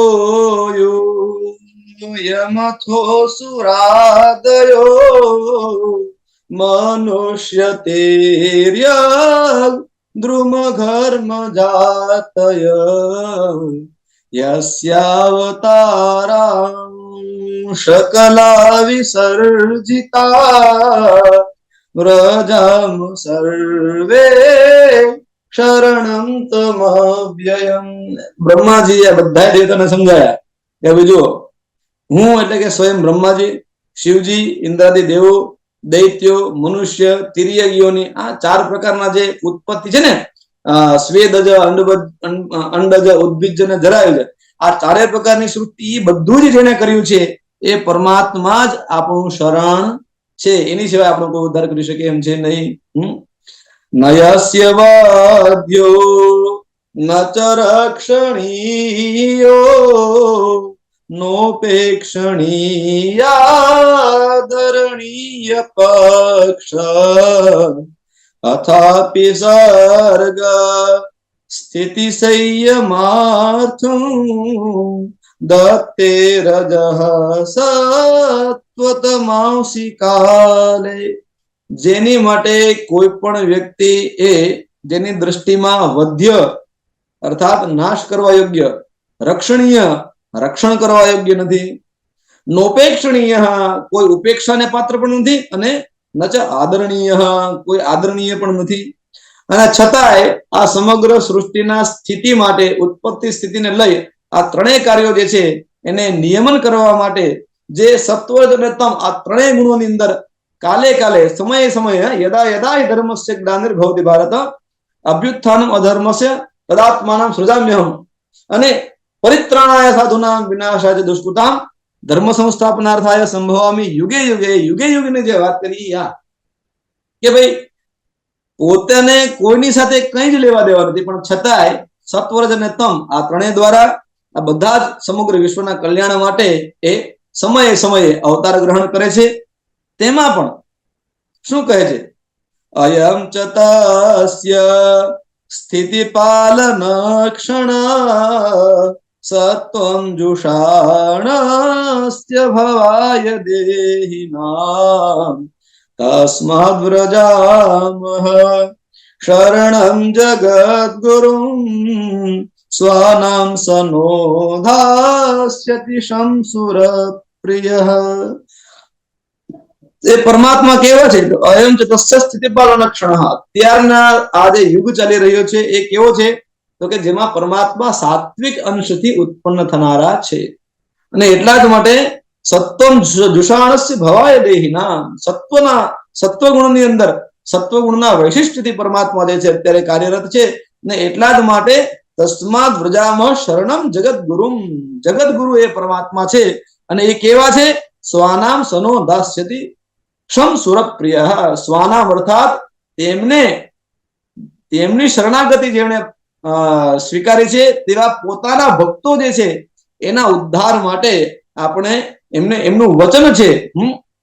તો એ પરમાત્માના શરણે, જગત ગુરુના શરણે આપણે જઈએ. અને ગુરુના શરણે જઈએ તો ગૃણાતી ગુરુ, ગૃણાતી ઉપદિશતી અધ્યાત્મ વિદ્યામ્ય સહ ગુરુ. જે આપણને આધ્યાત્મિક વિદ્યાનો ઉપદેશ આપે એ જ ગુરુ. બાકી મેથ્સ ને બાયોલોજી ને એ બધું જે શીખવાડે એ બધા શિક્ષક. મોક્ષેદીહી જ્ઞાનમ, તમારી બુદ્ધિ જયારે મોક્ષ મેળવવા માટે પ્રયત્નશીલ થાય એને જ જ્ઞાન કહેવાય. અન્યત્ર અમરકોશકાર એમ કે છે કે મોક્ષેદીર જ્ઞાનમ અન્યત્ર વિજ્ઞાનમ શિલ્પશાસ્ત્ર. શિલ્પની અંદર એટલે કે કળાઓની અંદર, 64 કળાઓમાં અને શાસ્ત્રની અંદર, તો શાસ્ત્રમાં અને કળાઓમાં જયારે આપણે બુદ્ધિ પ્રવૃત્ત થાય તો એને વિજ્ઞાન કહેવાય. અને વિજ્ઞાન કરતા જ્ઞાન જે છે એને અમરકોશકારે ઉચ્ચ કહ્યું. કેમ? તો કે મોક્ષેદીહી જ્ઞાનમ, આપણી મનની વૃત્તિઓ જે છે મોક્ષ મેળવવા માટે પ્રયત્નશીલ થાય ત્યારે જ્ઞાન થયું. તો અહીંયા એવું કહે છે કે ભાઈ આપણે એમના શરણે જઈએ અને એ શરણ આયેલા આપણા સૌની રક્ષા જે છે એ કરશે. અને ત્યારબાદ એમાં 24 શ્લોકોની અંદર જયારે પરમાત્મા પ્રગટ થયા વૈકુંઠની અંદર, વૈકુંઠની અંદર જયારે બ્રહ્માદી દેવતાઓ પહોંચ્યા, બ્રહ્માજીએ પેલા ધ્યાન કર્યું. ધ્યાનમાં એમણે એવું સૂઝ્યું કે ભાઈ આપણે ભગવાન નારાયણની પાસે જઈએ. તો નારાયણ ક્યાં હતા? તો કે ક્ષીરસાગરમાં દેખાય નહીં. ખબર પડી ગઈ એડ્રેસ બદલાઈ ગયું. ક્યાં ગયા? તો કે વૈકુંઠમાં ગયા. કેમ? તો કે પોતાની પત્નીને પ્રસન્ન કરવા માટે વૈકુંઠમાં નવો બંગલો બાંધ્યો છે, તો હવે આપણે ત્યાં જવું પડશે. બધા જ શિવજી સહિતના બ્રહ્માદી દેવો ત્યાં પહોંચ્યા, પણ વૈકુંઠમાં પહોંચે તો ક્યાંય ભગવાન દેખાયા નહીં. એટલા માટે બ્રહ્માજીએ વળી પાછી 24 શ્લોકમાં એમની સ્તુતિ કરી. એ 24 શ્લોકમાં સ્તુતિ કરી. એમાં પ્રસિદ્ધતામ નસ્સ મહાવિભૂતિ એવી પંક્તિઓ ઘણી બધી આવે છે. એવા ઘણા બધા શ્લોકો, ટોટલ 24 શ્લોક છે. એમાંથી એક શ્લોક મને જે ગમ્યો એ અહીંયા લીધો છે. વિપ્રો મુખમ બ્રહ્મચયસ્ય ગોહ્યમ રાજન્ય આસીદ ભુજયોર્બલૈ ચ ઉર્વોર્વિજોગ્રો રિરવેદ શૂદ્રો પ્રસિદ્ધતામ મહાવિભૂતિ. એ મહાવિભૂતિ એ પરમાત્મા અમારા ઉપર પ્રસન્ન થાવ. તો આજે શ્લોક છે એમાં જરા પુરુષ સૂક્તના જે મંત્ર છે ને, બ્રાહ્મણોસ્ય મુખમાસિત બાહુરાધન્ય કરતઃ ઉરુ તદસ્ય જદ્વૈશ્ય પદ્યાગુ શૂદ્રો અજાયત. આ મંત્રની સાથે આ બંધ બેસતો આ શ્લોક છે, એટલે મેં આ એક શ્લોક અહીંયા લીધો. પણ એને પરમાત્મા એ મહાવિભૂતિ પરમાત્મા જે છે એ પ્રસન્ન થાવ એમ બ્રહ્માજીએ જયારે 24 શ્લોકો દ્વારા સ્તુતિ કરી પરમાત્મા પ્રગટ થયા. અને પછી શું કરે છે એનું વર્ણન છે. છઠ્ઠા અધ્યાયમાં સ્તુતિ કરતા દેવોને ભગવાને પોતાની શ્યામ કાયાના દર્શન કરાવ્યા. વૈકુંઠની અંદર દેખાતા નહોતા, અદ્રશ્ય હતા. બ્રહ્માજીએ સ્તુતિ કરી એટલા માટે પરમાત્મા પ્રસન્ન થયા અને દર્શન કરાવ્યા. ભગવાન અને સત્કાર્યની સફળતા માટે દેવોને દૈત્યો સાથે સંધિ કરવા માટેની પ્રેરણા પરમાત્માએ આપી અને અમૃત મંથનનો ઉપાય બતાવ્યો. જો જગતગુરુ શબ્દ એટલા માટે વાપર્યો કે ભાઈ દરેક પરિસ્થિતિમાં જ્યારે સમસ્યાઓ આવે ત્યારે એનો ઉપાય જે છે ગુરુ આપણને બતાવી શકે. એટલા જ માટે ગઈઢે ગાડા વળે ગુરુ એટલે આપણને ભણાવે એ જ ગુરુ નહીં. આપણા કાકા આપણા ગુરુ હોય, આપણા મામા આપણા ગુરુ હોય, આપણા મોટા ભાઈ પણ આપણા ગુરુ હોય, આપણા મિત્રો, આ રાજેશભાઈ છે, પંકજભાઈ છે, આ બધા ગુરુ જ છે. તો આપણા જેની પાસેથી આપણે કંઈક શીખીએ છીએ એ બધા આપણા ગુરુ છે. તો જ્યારે જ્યારે સમસ્યા આવે ત્યારે સમાધાન કોની પાસે હોય? તો કે જગત ગુરુ ગુરુની પાસે હોય. બધા દેવતાઓ જે છે પરમાત્માના શરણે ગયા છે અને પછી પરમાત્મા એમને સુજાડ્યું. આ તો ભગવાન તો કેવા છે? તો કે ભાઈ પૂર્ણ પુરુષોત્તમ છે ને, બધી જ પ્રકારનું બધી જ લીલાઓ એ કરી શકે. કરતું મકૃતું ને અન્યથા કરતું. તો તુષ્ટાવદેવ પ્રવરઃ સર્વ પુરુષમ પરમ. પરમાત્મા જે છે પ્રગટ થયા, પ્રસન્ન થયા, અને એમણે એમને આજ્ઞા કરી. શું આજ્ઞા કરી? સંધિ વિધીયતા, જલ્દીથી જલ્દી તમે સંધિ કરો.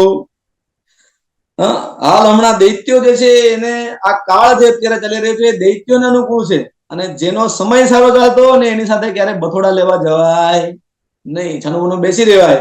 યોગ્ય સમય આવે ત્યારે જ આપણે ઓલો અહીંયા અરયોપી સંદેયા સતી કાર્યાર્થ ગૌરવે. જો સત્કર્મ કરવાનું હોય, સાચું કર્મ કરવાનું હોય, સારું કર્મ કરવાનું હોય, સમાજના કલ્યાણ માટે કર્મ કરવાનું હોય ને એમાં શત્રુ સાથે પણ જો મિત્રતા કરવી પડે તો એમાં કોઈ દોષ નથી. ઉત્તમ સદધર્મ રૂપ કાર્યની સફળતા માટે કાર્ય પ્રત્યેના આદરથી શત્રુ સાથે પણ સંધિ કરવી. સ્વાર્થ બુદ્ધિથી લાભ લેવા માટે કપટ વૃત્તિથી કરેલી સંધિ પુનઃ કલહ કરાવે. પણ દેવોએ સ્વાર્થ માટે પોતાની રાજ્યલક્ષ્મી પાછી મેળવવાના ઉપાય રૂપે સમુદ્ર મંથન ક્રિયા છે તેમ સમજીને સંધિ કરી. પરિણામે દેવાસુર સંગ્રામમાં કલહ ઉત્પન્ન થયો. અનેકનું હિત થાય તેવી કોઈ પ્રવૃત્તિમાં શત્રુના સહકારની જરૂર પડે તો પોતાની મોટાઈ, પોતાનો અહંકાર, પોતાનો ઈગો જે છે એને સાઈડમાં મૂકી દેવો, અને કાર્યનું જે ગૌરવ છે, એનું મહત્વ જે છે, એની માંગ જે છે સમયની, એને ધ્યાનમાં રાખીને અને શત્રુઓ સાથે પણ મિત્રતા કરી લેવી જોઈએ. ભગવાને દેવોને અવલંબિતપણે અમૃત મંથન કરવા માટે પ્રયત્ન કરવાનું કહ્યું. અમૃતોત્પાદન યત્ન ક્રિતામ અવિલંબિતમ. અને જ્યારે ઉત્સાહ ભરપૂર હોય આપણી અંદર અને એ સમયે જો સત્કાર્ય કરવાનું હોય તો એમાં ડૂબી જ જવું જોઈએ. કારણ કે ઉત્સાહો બલવાન આર્ય, નરેન્દ્રભાઈએ પણ પોતાની સ્પીચમાં આવું કીધું હતું, મોદી સાહેબે કે ઉત્સાહો બલવાન આર્ય, ઉત્સાહ જે છે એ સર્વાધિક બળવાન છે. હવે સમુદ્ર મંથન જે છે કરવા માટે કરવું શું પડે? દાનવો સાથે સંધિ કરો. અને ભગવાને બીજી સલાહ આપી કે ભાઈ મંદરાચલ જે છે એ પર્વત જે છે એનો રવૈયો બનાવો, મંથનનો દંડ બનાવો. અને મંદરાચલ એટલે શું? તો કે ભાઈ નિત્ય નિયમિત દ્રઢ પ્રયત્ન એ જ મંદરાચલ. અનિયમિત શિથિલ પ્રયત્નથી કાર્યમાં વિલંબ થાય, પરંતુ પ્રયત્નોનું પરિણામ જે છે એ પલમાં ન આવે. એટલે કે થોડીક વારમાં આપણને કોઈ લાભ મળી જાય થોડાક પ્રયત્નોથી, એવું જો આપણે વિચારીએ તો એવું થશે નહીં. સતુ દીર્ઘકાલ નિરંતર સત્કારાશ્રયિતો દ્રઢ ભૂમિ. કોણે કીધું? તો કે પતંજલિ મુનિએ કીધું, પાતંજલિ દર્શનમાં. તો અહીંયા એવું કહે છે કે ભાઈ મંદમ મંદમ રાતિથી મંદર, ધીમે ધીમે ધીમે આપણને જે પ્રગતિ કરાવે એ મંદર ટાઈમ થઈ ગયો છે ભાઈ. એટલે અહીંયા આપણે કહીએ કે ભાઈ શનૈ કંદા શનૈ પંતા શનૈ પર્વત મસ્તકે શનૈર વિદ્યા શનૈર વિત્તમ પંચેતાની શનૈ. આ બધું ધીમે ધીમે થાય, એમાં ઉતાવળ કરાય નહીં. આપણા વડીલો કહી ગયા ઉતાવળે આંબા નો પાકે, એટલે ઉતાવળ ન કરાય. માલી સિંચે સોઘડા ઋતુ એ ફલ હોય. એટલે સમય સાનુકૂળ ત્યારે દૈત્યો નો ચાલે છે તો ભાઈ એની સાથે સંધિ કરી લો અને મંદરાચલ જે છે એનો રવૈયો કરો. ત્યારબાદ હું પોતે જે છે રૂપે પોતાની પીઠ ઉપર મંદરાચલને ધારણ કરી દઈશ અને પછી તમારું કાર્ય જે છે એ સિદ્ધ થશે. એટલા માટે પછી એમણે અગાઉ સલાહ આપી દીધી દેવતાઓને. સમુદ્ર મંથન થતા પહેલા ભગવાન જો પોતે જેનું હિત ઈચ્છતા હોય એને બધી પ્રકારની સૂચનાઓ સલાહ જે છે ભગવાન આપી દે. એનું જ નામ ગુરુ. કો ગુરુ? શંકરાચાર્યજીને કોઈ પૂછ્યું ગુરુ કોને કહેવાય? તો કે ભાઈ કો ગુરુ અધિગત તત્વ શિષ્ય હિતાય ઉદ્યત સતતમ. જેને તત્વનું જ્ઞાન થઈ ગયું છે અને પોતાના શિષ્યના હિત માટે સતત ઉદ્યમશીલ છે, એનું જ નામ ગુરુ. એટલે આ ગુરુ કોણ છે? તો કે પરમાત્મા ગુરુ છે. કોના? તો કે દેવોના, બ્રહ્માદિ દેવોના. એટલે બધી જ સલાહ એને એડવાન્સમાં આપી દીધી. અમૃત નીકળો છે, ઝેરે નીકળે છે, પણ તમારે ડરવાનું નથી. બધી જ વસ્તુનો ઉપાય મારી પાસે, તમે ચિંતા કરતા નહીં. તમે કાર્ય છે એનો પ્રારંભ કરો. અતંદ્રિત આળસ કર્યા વગર સમુદ્ર મંથનનો પ્રારંભ કરો. ન સંવરંભેન સિદ્ધ્યંતિ સર્વેર્થા સાંત્વયા યથા. સંઘર્ષથી સઘળા કામ ન ઉકલે ત્યારે સમજથી બધા જ કામ જે છે એ ઉકલે. અકલ બળિયા ભેંસ તો અકલ જ બળી હોય, બરાબર ને? ફિઝિકલી ભલે ભેંસ બળી હોય. એટલે અહીંયા ભગવાન કહે છે કે ભાઈ બધા જ સંઘર્ષ કરવાથી બધા કામ સિદ્ધ થાય એવું જરૂરી નથી. ક્યારેક ક્યારેક બુદ્ધિમત્તાનો પણ ઉપયોગ કરવો જોઈએ. અને પછી આ બધી સલાહો એમણે આપી. અને એમ કહ્યું કે ભાઈ દૈત્યો પાસે જાઓ અને એમની પાસે સંધિ કરો.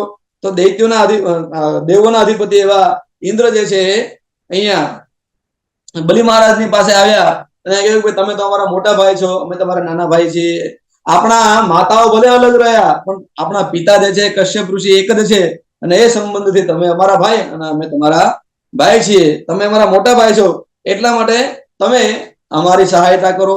અમને એવો વિચાર આવે છે કે જો આપણે બંને ભેગા થઈને, એટલે કે દેવો અને દાનવો ભેગા થઈને આ સમુદ્રનું જો મંથન કરીએ તો આપણને અમૃતની પ્રાપ્તિ થાય.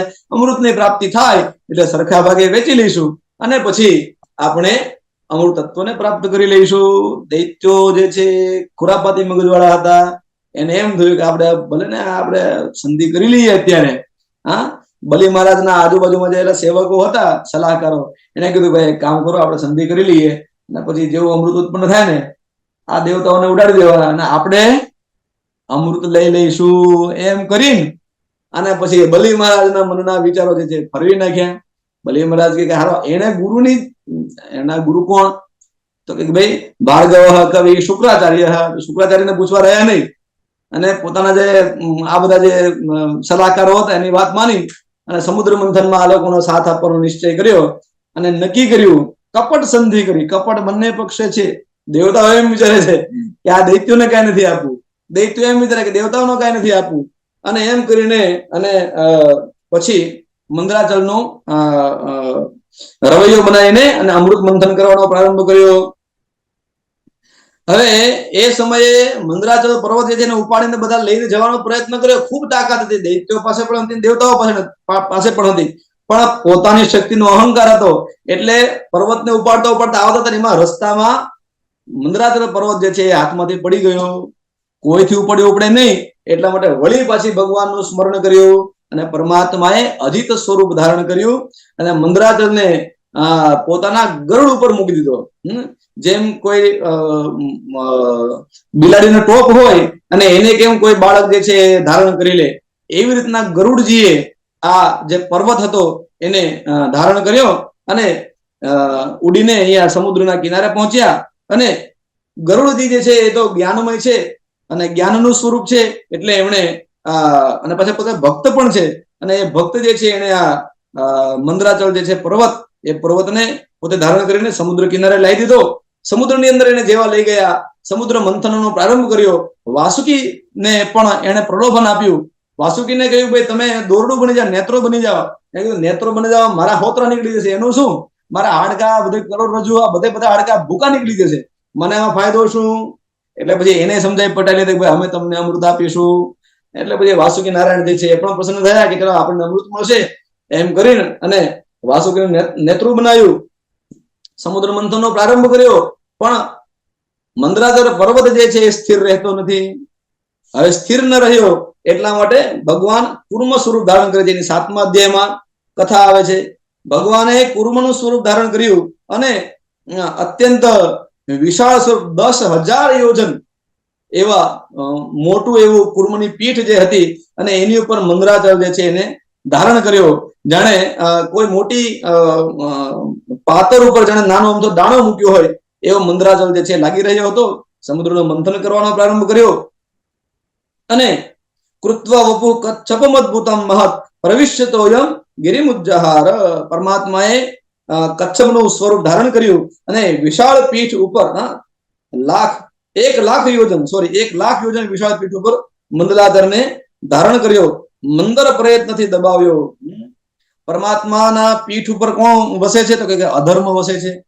અધર્મ જે છે એનો નાશ કરવો હોય તો શું કરવું પડે? તો કે ભાઈ પ્રયત્ન દ્વારા અધર્મનો નિગ્રહ કરી શકાય, દબાવી શકાય. અતિશય કાર્યપરાયણ રહેવાથી અધર્મમાં આપણી વૃત્તિ જે છે જાય નહીં અને વૃત્તિને અધર્મ જવાનો અવકાશ ન મળે. એટલા જ માટે અહીંયા મંથન જે છે મંદરાચલ દ્વારા થયું. તો ત્યારબાદ પરમાત્માએ અજીત જે છે એનું સ્વરૂપ ધારણ કર્યું અને જયારે સમુદ્ર મંથન શરૂ કર્યું ત્યારે વાસુકી નાગના મુખ પાસે દેવતાઓ જે છે એ અજીત નારાયણ ભગવાન સ્વયં અને બધા જ દેવતાઓ મુખ પાસે ઉભા હતા.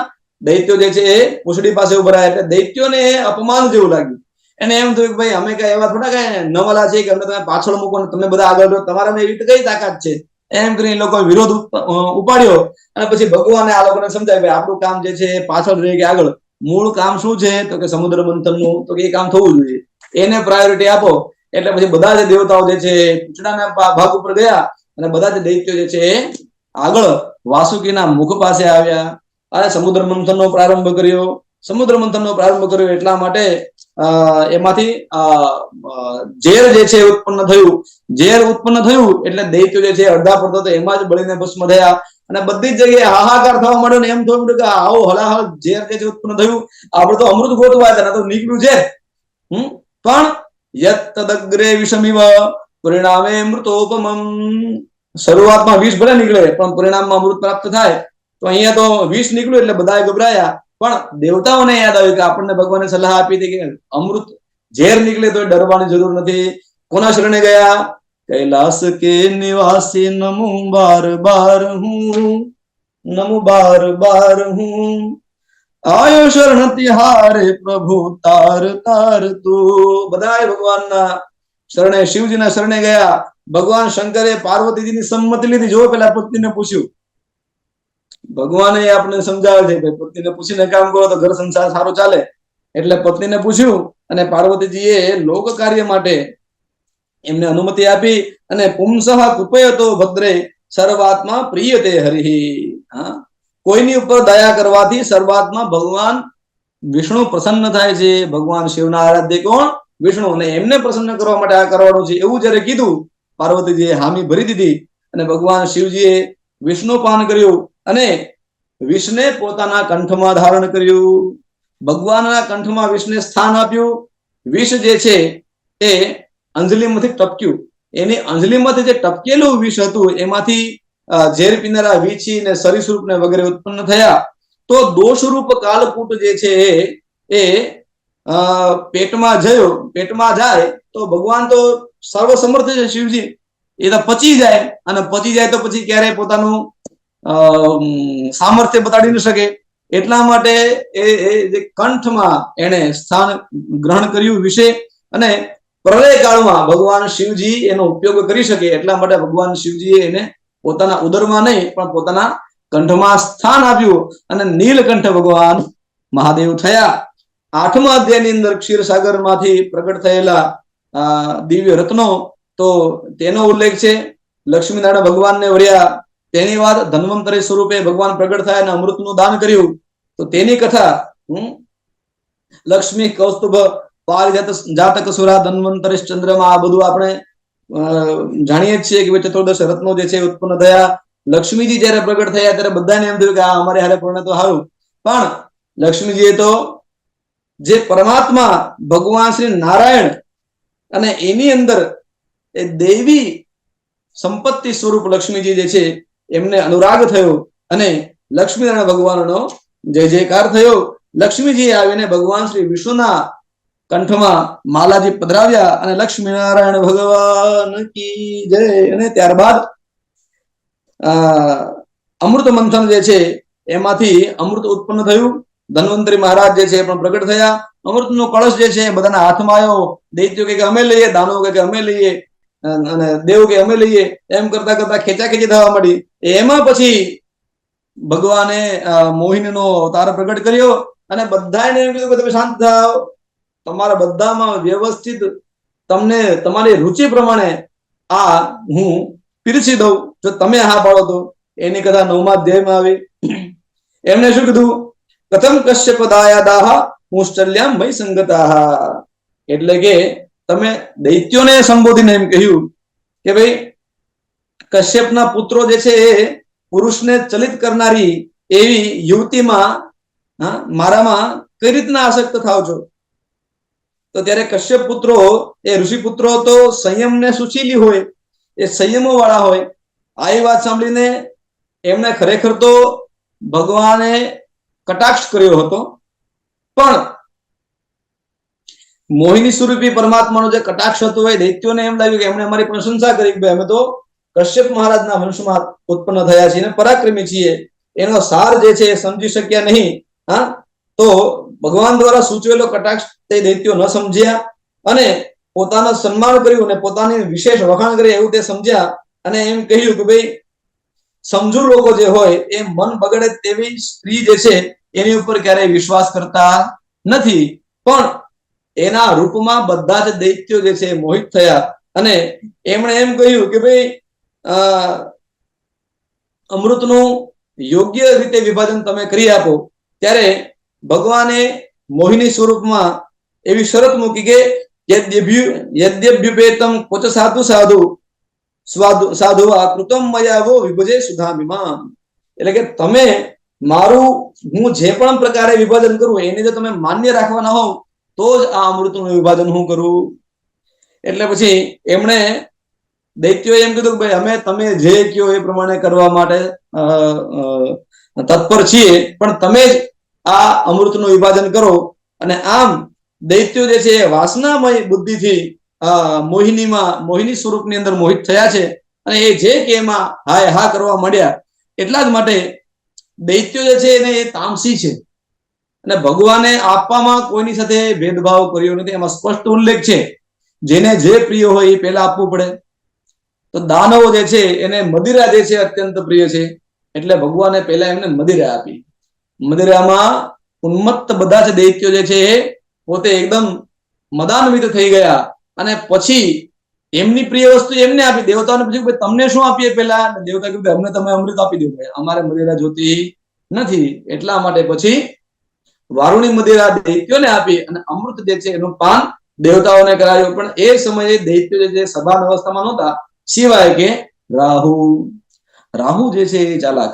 એને એમ કીધું કે આમાં કંઈક સેટિંગ કંઈક ફરી રહ્યું છે. એટલે ઉભો થઈને કોઈને ખબર ન પડે એવી રીતના સૂર્ય અને ચંદ્રની વચ્ચે આવીને બેસી ગયો. બધાય દેવતાઓને અમૃતનું જયારે પાન કરાવતા હતા એમાં વચમાં એ બેસી ગયા. અમૃત જે છે એનું પાન જે છે એ કરવાનો જેવો પ્રારંભ કર્યો, બાજુમાં બેસેલા એવા સૂર્ય અને ચંદ્રએ એને ઈશારો કર્યો. ભગવાનનું ધ્યાન જેવું ગયું, ભગવાને સીધું ચક્ર છોડ્યું અને ગળું કાપ્યું, પણ અમૃતનું પાન કર્યું. એના કારણે એ જે રાહુ જે થયો એ સૂર્ય અને ચંદ્ર જે છે એની સાથે બદલો લેવા માટે કાયમ દિવાકર અને નિશાકર બંનેને રાહુ જે છે બદલાની ભાવથી ગ્રહણ કરે છે. એની કથા આપણે સૌ જાણીએ જ છીએ. તો એની કથા અને દેવતાઓને જે આ અમૃત જે છે એનું દાન કર્યું અને દૈત્યો જે છે રહી ગયા અને એમની વચ્ચે વળી પાછું યુદ્ધ થયું.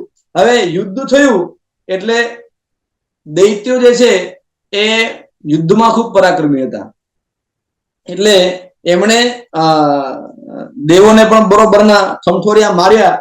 ત્યારે ભગવાનની પાસે દેવો વળી પાછા ગયા, અમૃત તો પી લીધું પણ આ તો મારે છે અમને બધાને, આનો કઈ ઉપાય કર્યો. પરમાત્માએ વળી પાછી શક્તિ જે છે દેવતાઓને આપી અને પોતે સમૃદ્ધ થયા. એની કથા જે છે 9મા અધ્યાયમાં પૂર્ણ કરી.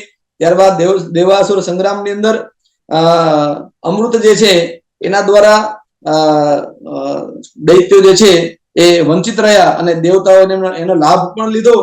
ત્યારબાદ પરમાત્માએ જયારે એમને શક્તિ આપી તો એ શક્તિ દ્વારા દેવતાઓએ કાલનેમી, માલી, સુમાલી અને માલ્યવાન આ બધા જ મોટા મોટા અસુરો હતો એને માર્યા અને અંતે બલિરાજાને પણ માર્યા. અને બલિરાજા જયારે માર્યા ગયા ત્યારે 11મા અધ્યાયની અંદર એવી કથા આવે છે કે ભાઈ બલિ મહારાજ જે છે એને શુક્રાચાર્ય સંજીવનીની વિદ્યાથી પુનઃ જીવિત કર્યા. અને છેલ્લે 12મા અધ્યાયની અંદર આ ભગવાન ભોળાનાથ જે છે એને મોહિનીનું જે સ્વરૂપ હતું એમણે જોયું નતું, તો એ સ્વરૂપના દર્શનની એમણે ઈચ્છા પ્રગટ કરી અને ભગવાને પણ સ્વયં મોહિનીનું સ્વરૂપ લઈને ભગવાન શિવજીને પોતામાં મોહિત કરી. એનું કારણ શું હતું? તો કે દૈત્યો જે છે અત્યારે પીડાયા છે અને ભગવાન જે છે ને ભોળાનાથ છે આશુતોષ છે, જે આવીને એની પાસે પ્રાર્થના કરે એની ઉપર પુષ્ટ થઈ જાય અને વરદાન જે છે આપી દે. આ સમયે એ દૈત્યો ભગવાન શિવના શરણે આવે અને વળી પછી કઈક વરદાન માગીને વરદાન જો આપી દે તો વળી પછી હતીની રામાયણ ઉભી થાય. એટલા માટે ભગવાન ભોળાનાથ મહાદેવ જે છે એ દૈત્યોને વિજયનો ઉપાય ન આપે એટલા માટે ભગવાને એમને પોતા મોહિત કર્યા. અને દૈત્યો જે છે એના કુતૂહલની વચ્ચે જયારે એમણે સ્ત્રી વેશ ધારણ કર્યું ત્યારે ભગવાન શિવ ત્યાં હાજર નતા, પણ હવે ભગવાન શિવને મોહિનીનું સ્વરૂપ બતાડ્યું. એમાં ભગવાન શિવ જે છે મોહિત થયા. ભગવાન શિવજીએ પણ ભગવાનની મોહિની લીલામાં પોતે એમનો સહાયતા કરી અને આમ કરીને પોતે જાણી જોઈને મુગ્ધ થયા. બાકી પરમાત્મા તો ભગવાન શિવ જે છે તો કામદહન છે, પણ છતાંય તેઓ મોહિત થયા. કોનું મે તિતરેન માયામ વિષક્ત ત્વદ્રુતે પુમાન. આપ વિના મારી માયાને પાર આસક્ત થયેલો કયો પુરુષ પહોંચે. ભગવાને જ્યારે મહાદેવને કહ્યું કે ભાઈ તમે એવા સક્ષમ છો કે જે મારી માયાને તરી શકો છે, બાકી બીજું કોઈ મારી માયાને તરી શકતું નથી, એમ પ્રસન્ન થયા ભગવાન. અને ભગવાન મહાત્મ્ય ગાતા ગાતા ભગવાન શિવજી જે છે એ પણ એમને પ્રણામ કરે છે અને પોતે સુદામ હિમાલય ઉપર કૈલાસ ઉપર પહોંચ્યા છે. અને આ સંસારને મોહને દૂર કરનારી એવી આ મોહ નિવારક કથા, અને એ કથા જે છે એ શરણાગતના સમસ્ત કામ પૂર્ણ પ્રભુને શ્રી સુખદેવજીએ વંદન કર્યા. અંતિમ શ્લોકમાં અસદ વિષય મંદ્રિમ ભાવગમ્યમ પ્રપન્ના અમૃતમ અમર વર્યાનાશય સિંધુમત્યમ કપટ યુવતી વેશો મોહયાન્યસુરારિં તમહમુપસૃતાનાં કામપૂરમ નતોસ્મિ. એ કામપૂર, કામનાને પ્રત્યેક કામનાને પૂર્ણ કરવા માટે સર્વ સમર્થ એવા પરમાત્મા ભગવાન શ્રી નારાયણ એમની સ્તુતિ કરીને અને આ દ્વાદશ અધ્યાય જે છે એને સુખદેવજી વંદન કરે છે. અને આપણે પણ સમય થઈ ગયો છે, કદાચ સમય જે છે એની મર્યાદાનું પણ ઉલ્લંઘન થઈ ગયું, ઘણો વધારે સમય થઈ ગયો અને ક્યારે સમય વીતી ગયો ખબર ન પડી. ઘણી બધી વસ્તુ એવી હતી કે જે બોલવાની હતી પણ બોલી નથી શકાય. એ બદલ આપનો ક્ષમા પ્રાર્થી છું. પણ સંસ્કૃતિ સંસ્થાન અને પુરાણ પ્રજ્ઞા પ્રતિષ્ઠાન એના દ્વારા આ ચાલી રહેલી સુંદર મજાની શ્રીમદ ભાગવતની આ રસમય દસમસ્તી આ જ્ઞાન ગંગા, ભક્તિ ગંગા, ભાગવતી ભાગીરથી, અને એમાં સ્નાન કરવાનો અને પાન કરવાનો અમને પણ આજે આ દુર્લભ અવસર જયારે સુલભ થયો, તો એ બદલ પરમ પૂજ્ય આદરણીય સદગુરુદેવ શ્રી નરેન્દ્રભાઈ ગુરુદેવ, પરમ મિત્ર, જ્યેષ્ઠ બંધુ અને આદરણીય એવા શ્રી રાજેશભાઈ અને પંકજભાઈ અને ઉપસ્થિત સૌનો આભાર માનીને અને સરસ્વતીના શ્રી ચરણોમાં મારી વાણીને વિરામ આપું છું. સૌને જય શ્રી કૃષ્ણ.